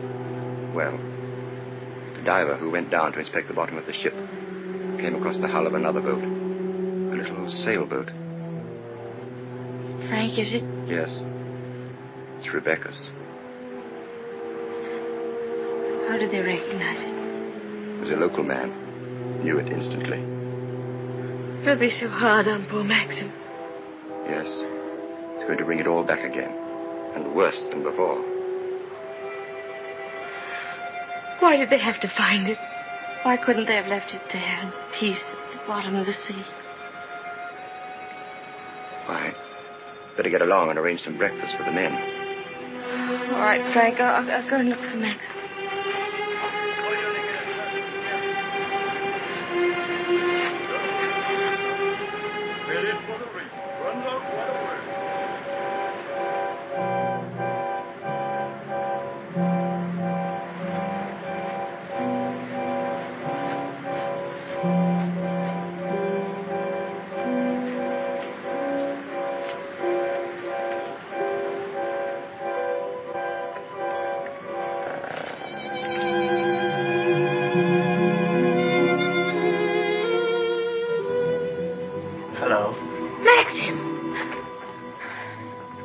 Any sleep.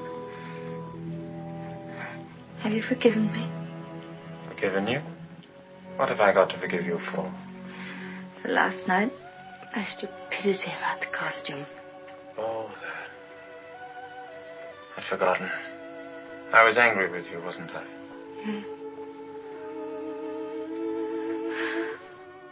Maxim, can't we start all over again? I don't ask that you should love me. I won't ask impossible things. I'll be your friend, your companion. I'll be happy with that.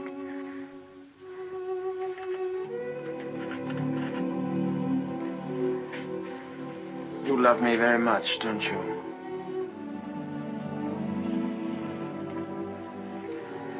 But it's too late, my darling.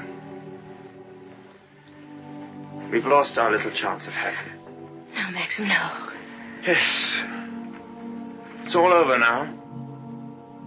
The thing's happened. The thing I've dreaded day after day. Night after night.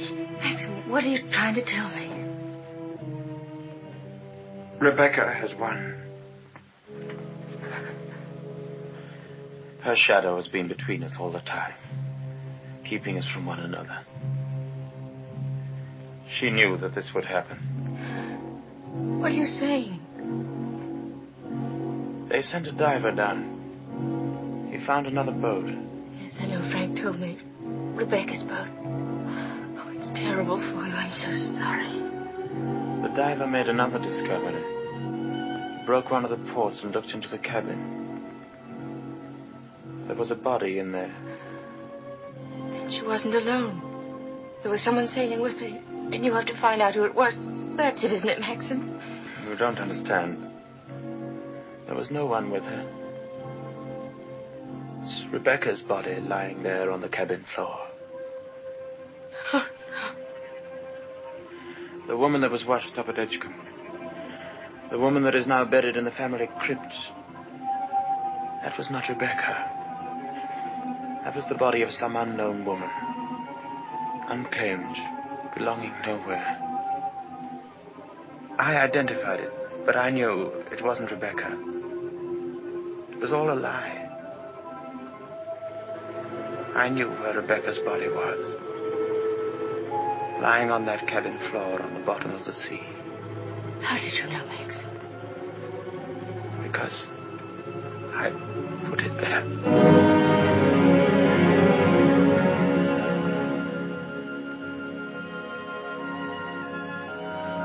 Will you look into my eyes and tell me that you love me now?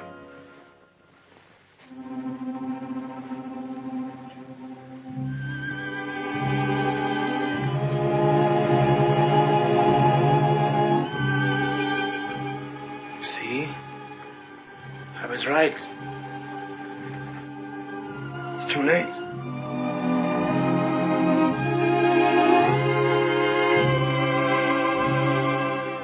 No, it's not too late. You're not to say that. I love you more than anything in the world. Oh, please, Maxim, kiss me, please. No. It's no use. It's too late. Oh, we can't lose each other now.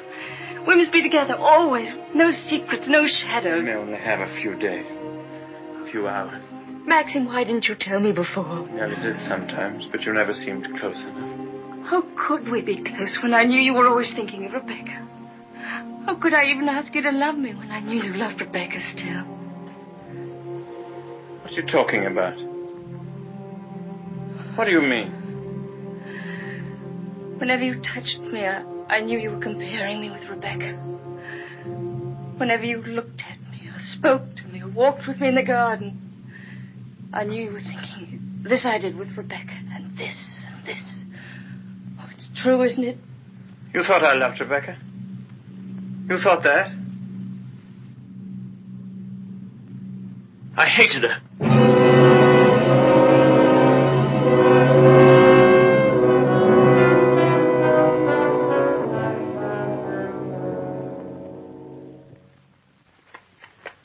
Oh, I was carried away by her.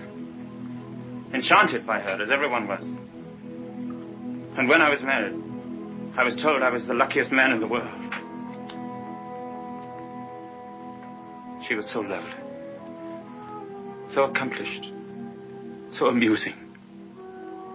She's got the three things that really matter in a wife, everyone said. Breeding, brains, and beauty. And I believed them completely. But I never had a moment's happiness with her. She was incapable of love, or tenderness, or decency. You didn't love her. You didn't love her. Do you remember that cliff where you first saw me in Monte Carlo? Well, I went there with Rebecca on our honeymoon. That was when I found out about her. 4 days after we were married. She stood there laughing, her black hair blowing in the wind, and told me all about herself. Everything. Things I'll never tell a living soul. I wanted to kill her. It would have been so easy. You remember the precipice? I frightened you, didn't I? You thought I was mad. Perhaps I was. Perhaps I am mad. It wouldn't make for sanity, would it? Living with the devil.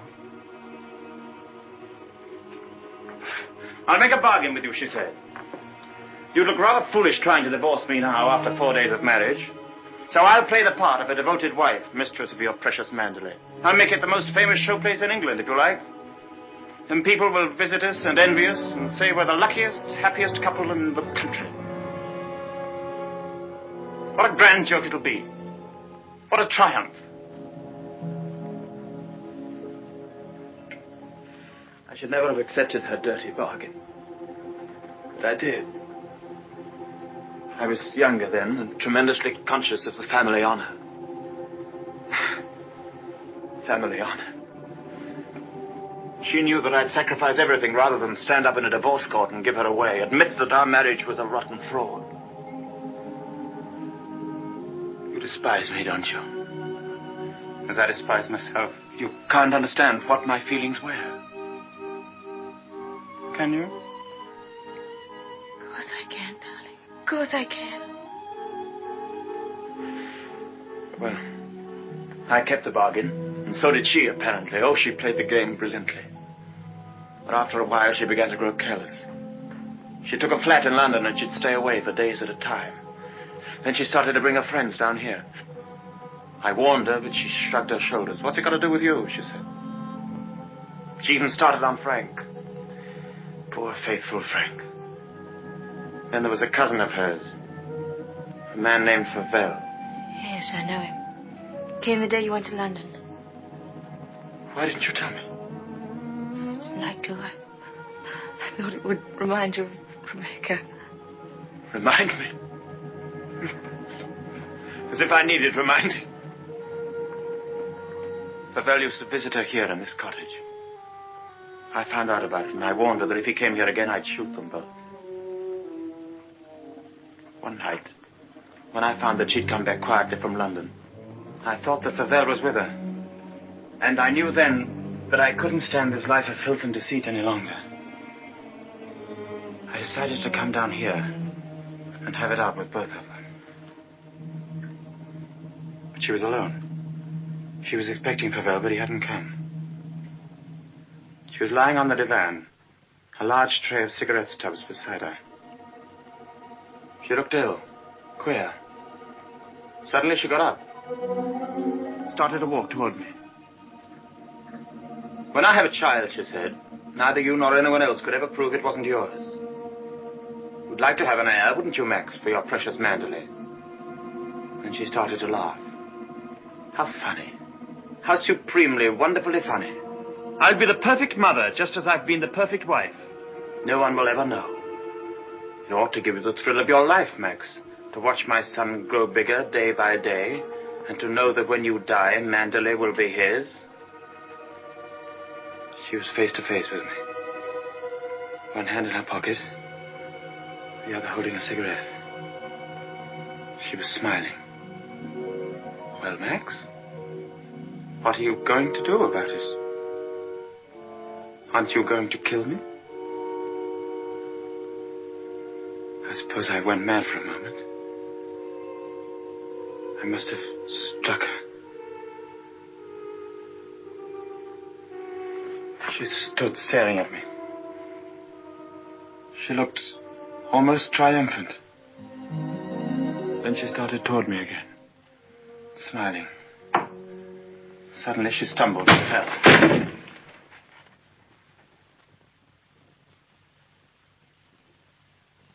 When I looked down, ages afterwards it seemed, she was lying on the floor.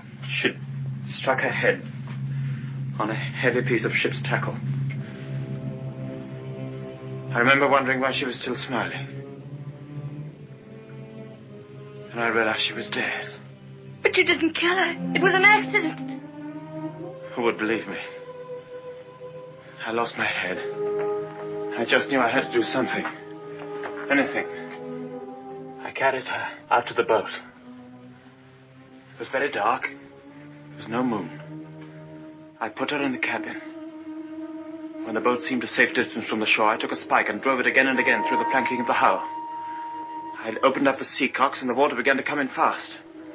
I climbed over into the dinghy and pulled away. I saw the boat heel over and sink.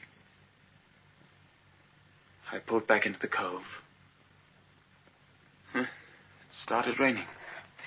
Maxim, does anyone else know this? No, no one except you and me. We must explain it. It's got to be the body of someone you've never seen before. No, they're bound to know her. Her rings, bracelets she always wore. They'll identify her body. Then they'll remember the other woman. The other woman buried in the crypt. If they find out it was Rebecca, you must simply say that you made a mistake about the other body. That the day you went to Edgecombe, you were ill. You didn't know what you were doing. Rebecca's dead. That's what we've got to remember. Rebecca's dead. She can't speak. She can't bear witness. She can't harm you anymore. We're the only two people in the world that know, Maxim. You and I. I told you once that I'd done a very selfish thing in marrying you. You can understand now what I meant. I've loved you, my darling. I shall always love you. But I've known all along that Rebecca would win in the end. No, no. She hasn't won. No matter what happens now, she hasn't won.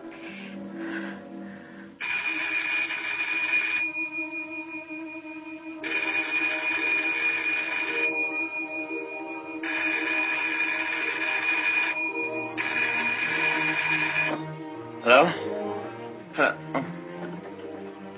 Hello, Frank. Hello, Frank. Yes. Who? Colonel Julian? Yes, tell him I'll meet him there as soon as I possibly can. What? Well, say we could talk about that when we're sure about the matter. What's happened? Colonel Julian called. He's the chief constable of the county.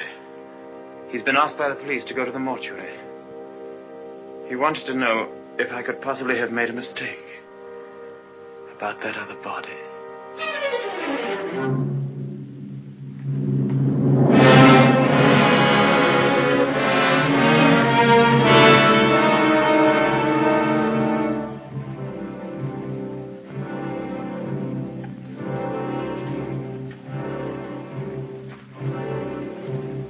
Well, Colonel Julian, apparently I did make a mistake about that other body. The mistake was quite natural under the circumstances. Besides, you went well at the time. That's nonsense. I was perfectly well. Oh, don't let it worry you, Maxim. Nobody can blame you for making a mistake. Pity is you've got to go through the same thing all over again. What do you mean? Well, there had to be another inquest, of course. Same formality and red tape. Oh. Wish you could be spared the publicity of it, but I'm afraid that's impossible. Oh, yes. Publicity. I suppose Mrs. de Winter went below for something, and the squall hit the boat with nobody at the helm. I imagine that's about the solution of it, don't you think so, Crawley? Oh, yes. Probably the door jammed and she couldn't get on deck again. Yeah. Tad, boat builder, will undoubtedly come to some such conclusion. Why, what would he know about it? Well, he's examining the boat now. Purely as a matter of routine, you know. I'll be at the inquest tomorrow, Maxim. Quite unofficially, you know. We must get together for a game of golf when it's all over, eh? Bye-bye.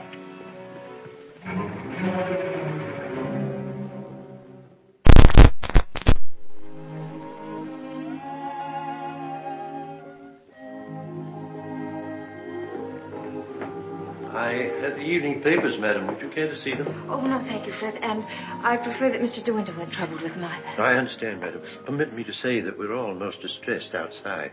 Oh, thank you, Fred. I'm afraid the news has been a great shock to Mrs. Danvers. Yes, I rather expected it would be. It seems there's to be a coroner's inquest, madam? Yes, Fred, it's purely a formality. Of course, madam. I wanted to say that if any of us might be required to give evidence, I should be only too pleased to do anything that might help the family. Oh, thank you, Fred. Well, I'm sure Mr. De Winter will be very happy to hear it, but I don't think anything will be necessary.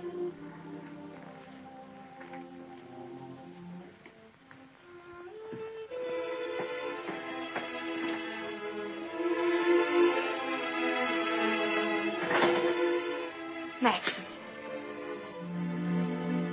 Hello, darling.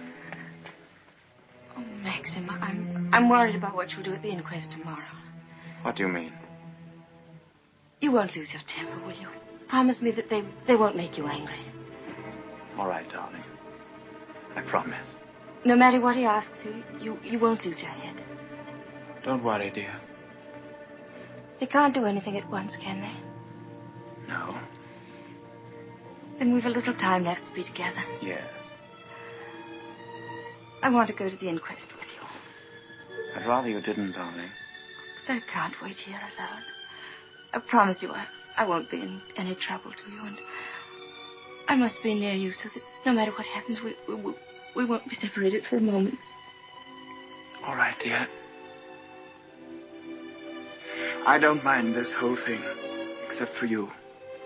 I can't forget what it's done to you. I've been thinking of nothing else since it happened.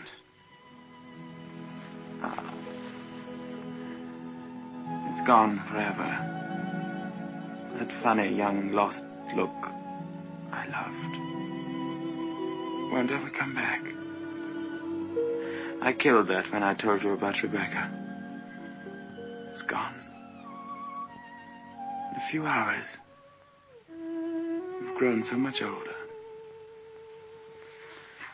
Maxim.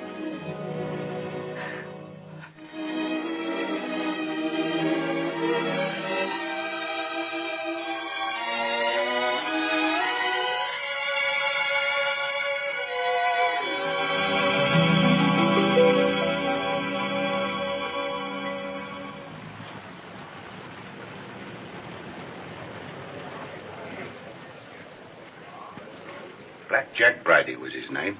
The most important arrest I ever made. It must have been about 2 years ago now. Of course, there was no doubt about it. He was hung a month after I caught him. Hello, wait a minute. They've got old Balmy Ben up now. You remember the late Mrs. De Winter, don't you? She's gone. Yes, we know that. She went in the sea. The sea got her. That's right, that's right. Now, we want you to tell us whether you were on the shore that last night she went sailing. Eh? Were you on the shore that last night she went out when she didn't come back? I didn't see nothing. I don't want to go to the asylum. Them cruel folks there. Now, nobody's going to send you to the asylum. All we want you to do is to tell us what you saw. I didn't see nothing. Come. Did you see Mrs. de Winter get into her boat that last night? I don't know nothing. I don't want to go to the asylum. Very well, you may go. You may go now. Now, Mr. Tabb. Yes, sir. Step forward, please.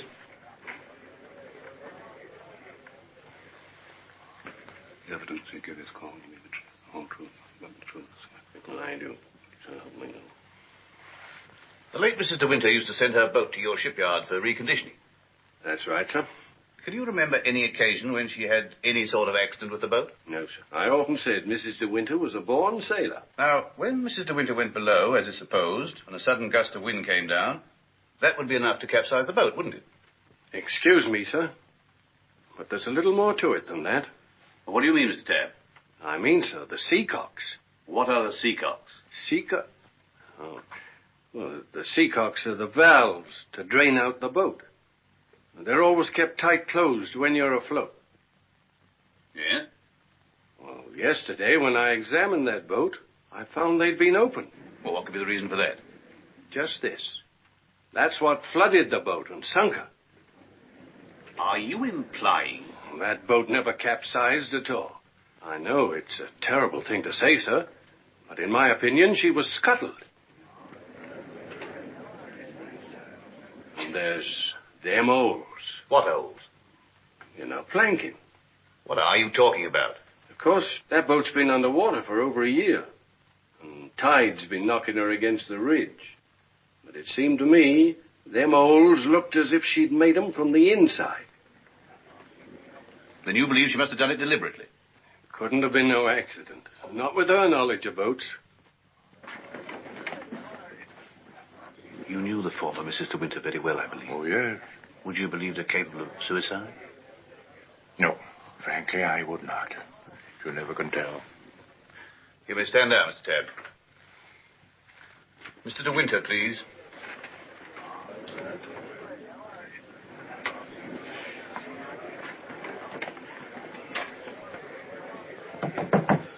I'm sorry to drag you back for further questioning, Mr. de Winter, but you've heard the statement of Mr. Tabb. I wonder if you can help us in any way.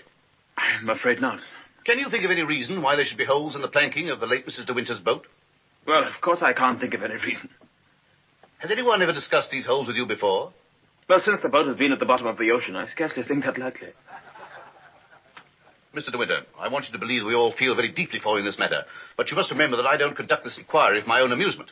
That's rather obvious, isn't it? I hope that it is. Well, since Mrs. de Winter went sailing alone, are we to believe that she drove those holes herself? Well, you may believe what you like. Can you enlighten us as to why Mrs. de Winter should have wanted to end her own life? I know of no reason whatever. Mr. de Winter, however painful it may be, I have to ask you a very personal question. Were relations between you and the late Mrs. de Winter perfectly happy? Were relations between you and the late Mrs. de Winter perfectly happy? I won't stand this any longer, and you might as well know now. My wife. We'll adjourn to after lunch. Mr. de Winter, I presume you'll be available for us then? I told you should have had some breakfast. You're hungry, that's what's the matter with you.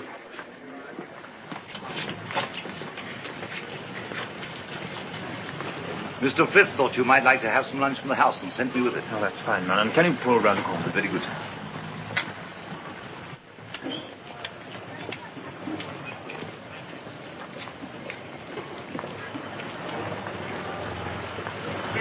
Awfully foolish to have me fainting like that. Nonsense. If you hadn't fainted like that, I'd have really lost my temper. Darling, please be careful.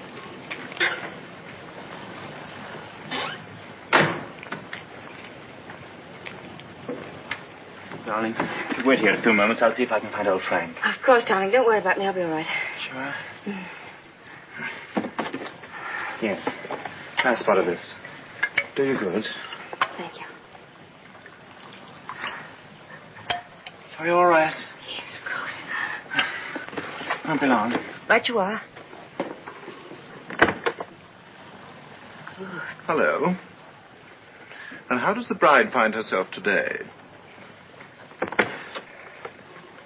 I say, marriage with Max is not exactly a bed of roses, is it? I think you'd better go before Maxim gets back. Oh, jealous, is he?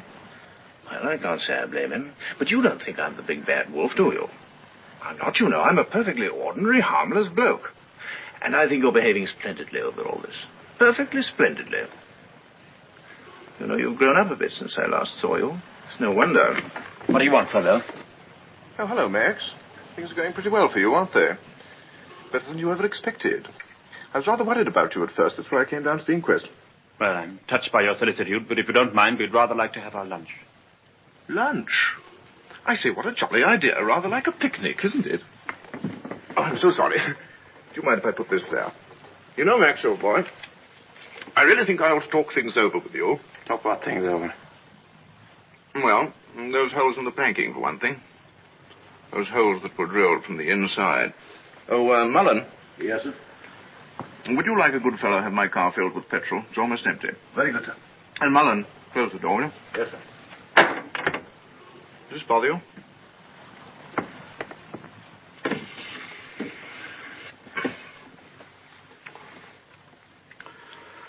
You know, boy, I have a strong feeling that before the day is out, somebody's going to make use of that rather expressive, though somewhat old-fashioned term, foul play.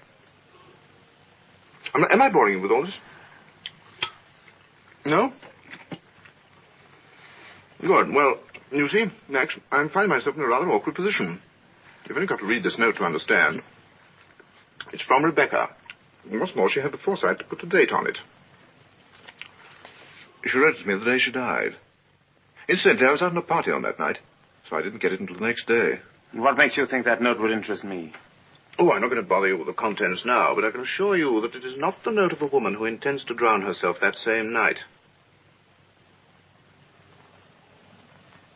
By the way, what do you do with old bones? Better them, eh, what? However, for the time being... You know, Max, I'm getting awfully fed up with my job as a motor car salesman. I don't know if you've ever experienced the feeling of driving an expensive motor car that isn't your own, but it can be very, very exasperating. You know what I mean. You want to own the car yourself. I've often wondered what it'd be like to retire to the country, have a nice little place with a few acres of shooting. I've never figured out what it would cost a year, but I'd like to talk about it with you. I'd like to have your advice on how to live comfortably without hard work. Hello, Favell. Are you looking for me, Maxim? Yes.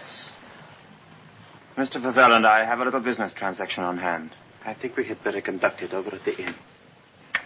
They may have a private room there. Well, see you later. Find Colonel Julian. Tell him I want to see him immediately. Come on, Favell, let's go.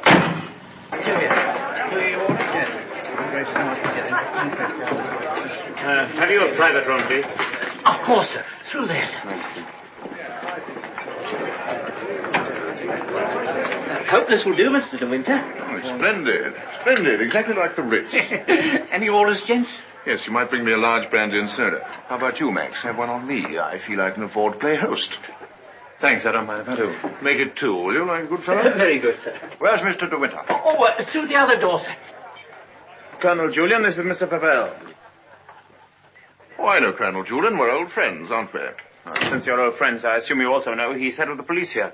I think he might be interested to hear your proposition. Go on, tell him all about it. I don't know what you mean. I mean, is that I hope to give up selling cars and retire into the country. Actually, he offered to withhold a vital piece of evidence from the inquest if I made it worth his while. I only want to see justice done, Colonel. Now, that boat builder's evidence suggested certain possible theories concerning Rebecca's death. One of them, of course, is suicide. Now, I have a little note here which I consider puts that possibility quite out of court. Read it, Colonel. Jack, darling, I've just seen the doctor, and I'm going down to Manderley right away. I shall be at the cottage all this evening and shall leave the door open for you. I have something terribly important to tell you. Rebecca. Now, does that look like the note of a woman who had made up her mind to kill herself? And apart from that, Colonel, do you mean to tell me that if you wanted to commit suicide, you'd go to all the trouble of putting out to sea in a boat and then take a hammer and chisel and laboriously knock holes through the bottom of it? Come, Colonel, as an officer of the law, don't you feel there are some slight grounds for suspicion? Of murder? What else? You've known Max a long time, so you know he's the old-fashioned type, who'd die to defend his honor, or who'd kill for it. It's blackmail. Pure and simple. Blackmail is not so pure, nor so simple. It can bring a lot of trouble to a great many people. And the blackmailer sometimes finds himself in jail at the end of it. Oh, I see. You're going to hold De Winter's hand through all this. Just because he's the big noise around here, and he's actually permitted you to dine with him. Be careful, Favell. You brought an accusation of murder. Have you any witnesses? Oh, I do have a witness. Oh. It's that fellow Ben. That stupid coroner hadn't been as much of a snob as you are. He'd have seen that half-wit was hiding something. And why should Ben do that? Because we caught him once, Rebecca and I, peering at us through the cottage window. Rebecca threatened him with the asylum. That's why he was afraid to speak. But he was always hanging about. He must have seen this whole thing. It's ridiculous even listening to all this. You're like a little trades union, all of you, aren't you? And if my guess is right, Crawley, there's a bit of malice in your soul toward me, isn't there? Crawley didn't have much success with Rebecca. But he ought to have more luck this time. And the bride will be grateful for your fraternal arm, Crawley, in a week or so. Every time she faints, in fact. Go wake up! Maxim! Wait. That temper of yours will do you in yet, Max. Excuse me, gentlemen. Now, is there anything else? Yes. You might bring Mr. De Winter a sedative. No, nothing at all. Just leave us. Very good. Now, Favell, let's get this business over. As you seem to have worked out the whole thing so carefully, perhaps you can provide us also with a motive. I knew you were going to bring that up, Colonel. I've read enough detective stories to know that there must always be a motive. And if you'll all excuse me a moment, I'll supply that too. I wish you'd go home. You ought not to be here through all this. Please let me stay, Maxim. Surely, Colonel Julian, you're not going to allow this fellow to... My opinion of Favell is no higher than yours, Crawley. But in my official capacity, I have no alternative but to pursue his accusation. I entirely agree with you, Colonel. In a matter so serious as this, we must make sure of every point. Explore every avenue. And, in fact, if I may coin a phrase, leave no stone unturned. Here she is, the missing link, the witness who will help supply the motive. Colonel Julian, Mrs. Danvers, I believe you know everyone else. Won't you sit down? No offense, Colonel, but I think I'll put this to Danny. She'll understand it more easily. Danny, who was Rebecca's doctor? Mr. De Winter always had Dr. McLean from the village. Now, you heard. I said Rebecca's doctor in London. I don't know anything about that. Oh, don't give me that, Danny. You knew everything about Rebecca. You knew she was in love with me, didn't you? Surely you haven't forgotten the good times she and I used to have down at the cottage on the beach. She had a right to amuse herself, didn't she? Love was a game to her. Only a game. It made her laugh, I tell you. She used to sit in her bed and rock with laughter at the lot of you. Can you think of any reason why Mrs. De Winter should have taken her own life? No, I refuse to believe it. I knew everything about her, and I won't believe it. There, you see, it's impossible. She knows that as well as I do. Now, listen to me, Danny. We know that Rebecca went to a doctor in London on the last day of her life. Who was it? I don't know. Oh, I understand, Danny. You think we're asking you to reveal secrets of Rebecca's life. You're trying to defend her, but that's what I'm doing. I'm trying to clear her name of the suspicion of suicide. Mrs. Danvers, it has been suggested that Mrs. De Winter was deliberately murdered. There you have it in a nutshell, Danny. But there's one more thing you'll want to know. The name of the murderer. It's a lovely name that rolls off the tongue so easily. George Fortescue Maximilian De Winter.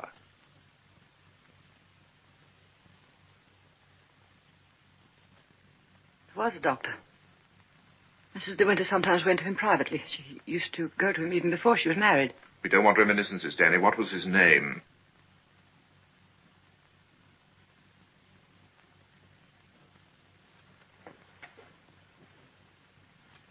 Dr. Baker, 165 Goldhawk Road, Shepherd's Bush. There you are, Colonel. There's where you'll find your motive. Go and question Dr. Baker.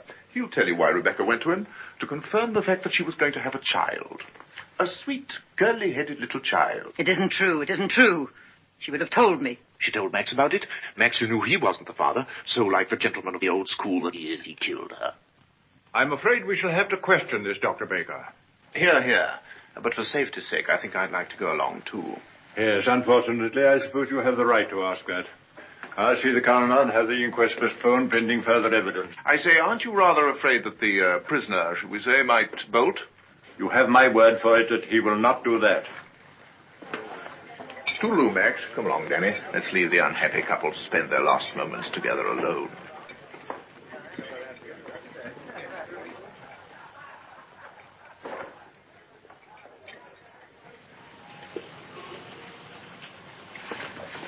Are you sure you don't want me to go with you, Max?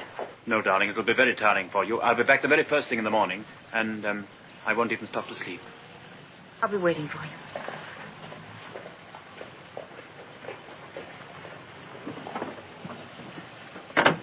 Ready, Maxim? Yes. You two go on ahead. I'll follow with Favell.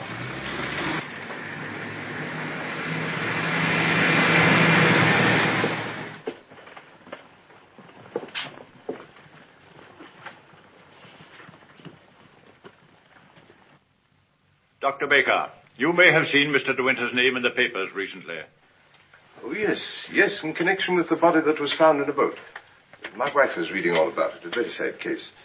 My condolences. No, this is going to take hours. Let me... Don't bother, Favell. I think I can tell Dr. Baker. We're trying to discover certain facts concerning the late Mrs. De Winter's activities on the day of her death. October the 12th last year. I want you to tell me, if you can, if anyone of that name paid you a visit on that date. I'm awfully sorry. I'm afraid I can't help you. I should have remembered the name De Winter. I've never attended a Mrs. De Winter in my life. Well, how can you possibly tell all your patients' names? I can look it up in my engagement diary, if you like. Did you say the 12th of October? Yes. Here we are. No. No De Winter. Are you sure? Well, here are all the appointments for that day. Ross, Campbell, Stedall, Perino, Danvers... Danny? What the devil? Would you read that name again? Did you say Danvers? Yes, I have a Mrs. Danvers for 3 o'clock. What did she look like? Can you remember? Yes, I remember her quite well. She was a very beautiful woman. Tall, dark, exquisitely dressed. Rebecca. The lady must have used an assumed name. Is that so? This is a surprise. I'd known her a long time. What was the matter with her? My dear sir, there are certain ethics. Could you supply a reason, Dr. Baker, for Mrs. De Winter's suicide? For her murder, you mean? She was going to have a kid, wasn't she? Come on, out with it. Tell me what else would a woman of her class be doing in a dump like this? I take it the official nature of this visit makes it necessary for me to... I assure you, we'd not be troubling you if it were not necessary. You want to know if I can suggest any motive as to why Mrs. De Winter should have taken her life? Yes, I think I can. The woman who called herself Mrs. Danvers was very seriously ill. She was not going to have a child. Well, that was what she thought. My diagnosis was different. I sent her to a well-known specialist for an examination and x-rays. And on this date, she returned to me for his report. I remember her standing here, holding out her hand for the photograph. I want to know the truth, she said. I don't want soft words in a bedside manner. If I'm for it, you can tell me right away. I knew she was not the type to accept a lie. If she'd asked for the truth, I let her have it. She thanked me.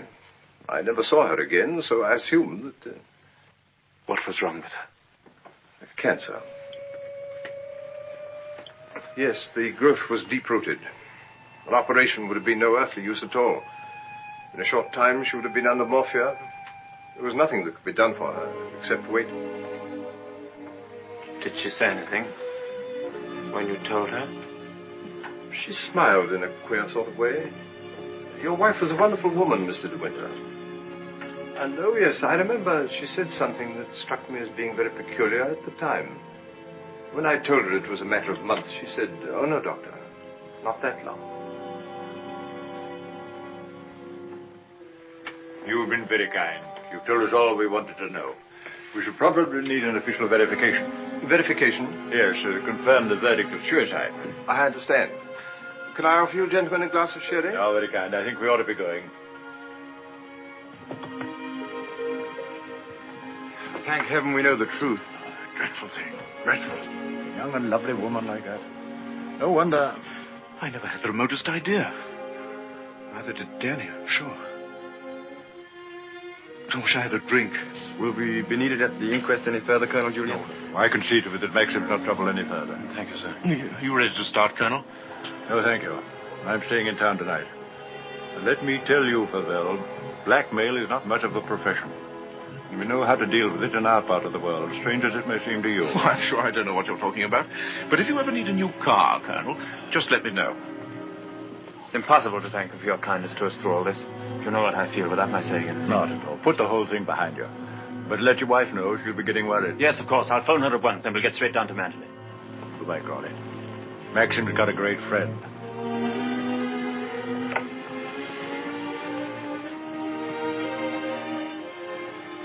Frank, Yes, Maxim? Something you don't know. Oh, no, there isn't.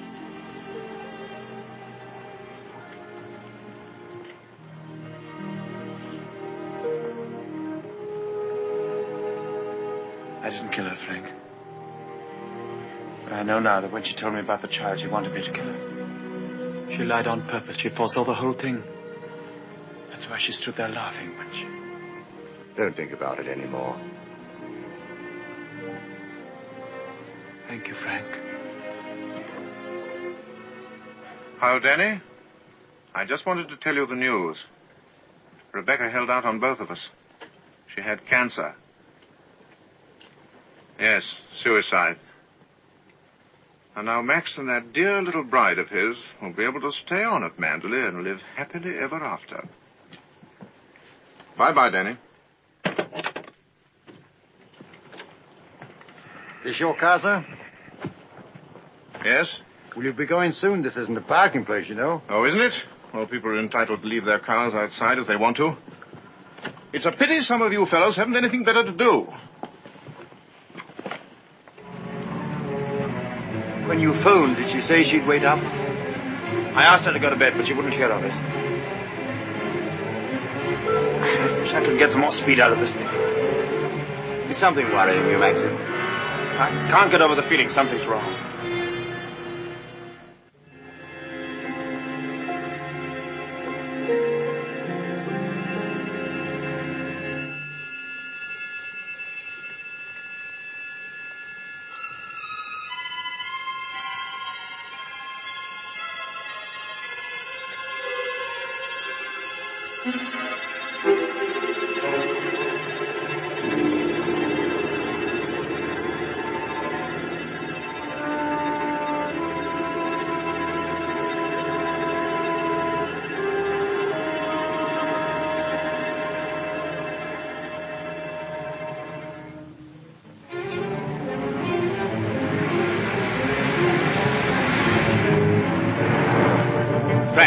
What's the matter? Why did we stop?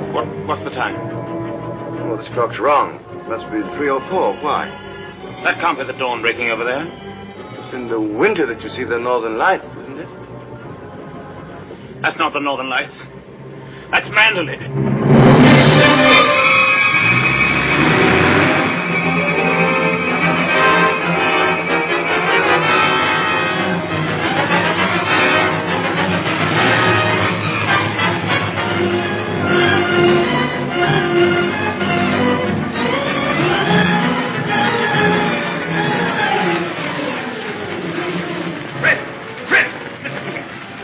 I thought I saw it. Where?